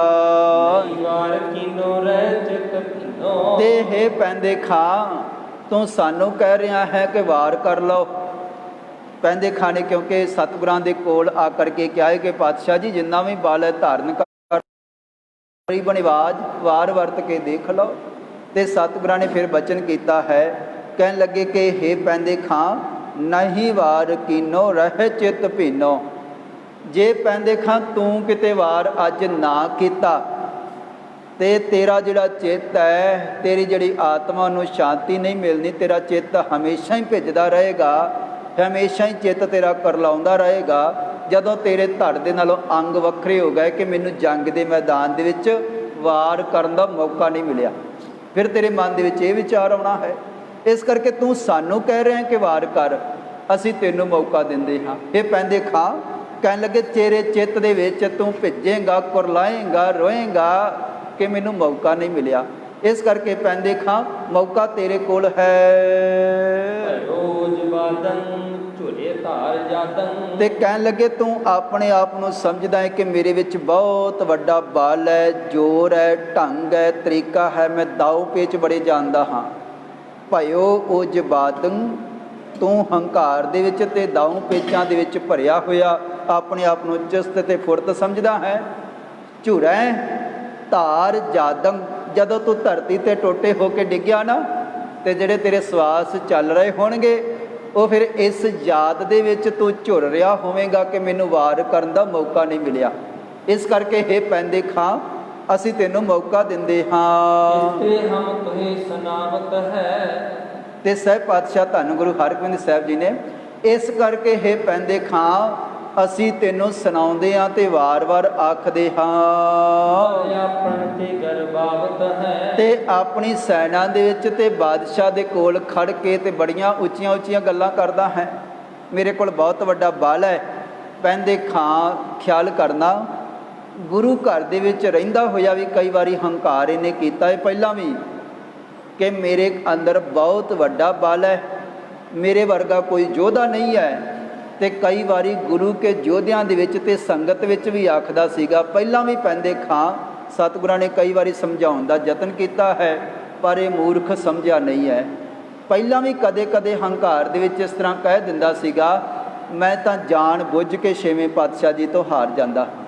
ਇਹਨੇ ਪਹਿਲਾਂ ਵੀ ਕਈ ਵਾਰੀ ਕਿਹਾ ਹੈ। ਤੇ ਸਤਿਗੁਰਾਂ ਨੇ ਫਿਰ ਇਹਨੂੰ ਬਚਨ ਯਾਦ ਕਰਵਾਏ, ਕਹਿਣ ਲੱਗੇ ਹੇ ਪੈਂਦੇ ਖਾਂ ਪਹਿਲਾਂ ਵੀ ਤੇਰੇ ਮਨ ਦੇ ਵਿੱਚ ਕਈ ਵਾਰੀ ਸ਼ੰਕਾ ਪੈਦਾ ਹੋਇਆ ਹੈ ਕਿ ਮੈਂ ਜਾਣ ਬੁੱਝ ਕੇ ਹਾਰਦਾ ਰਿਹਾ ਹਾਂ। ਕਹਿਣ ਲੱਗੇ ਹੁਣ ਵੀ ਤੇਰੇ ਅੰਦਰ ਬਹੁਤ ਵੱਡਾ ਹੰਕਾਰ ਹੈ, ਬਲ ਆਪਨ ਤੇ ਗਰਬਾਵਤ ਹੈ, ਆਪਣੇ ਬਲ ਦੇ ਕਰਕੇ ਤੂੰ ਬੜਾ ਤੇਰੇ ਅੰਦਰ ਹੰਕਾਰ ਹੈ ਕਿ ਮੇਰੇ ਅੰਦਰ ਬਹੁਤ ਵੱਡਾ ਬਲ ਹੈ।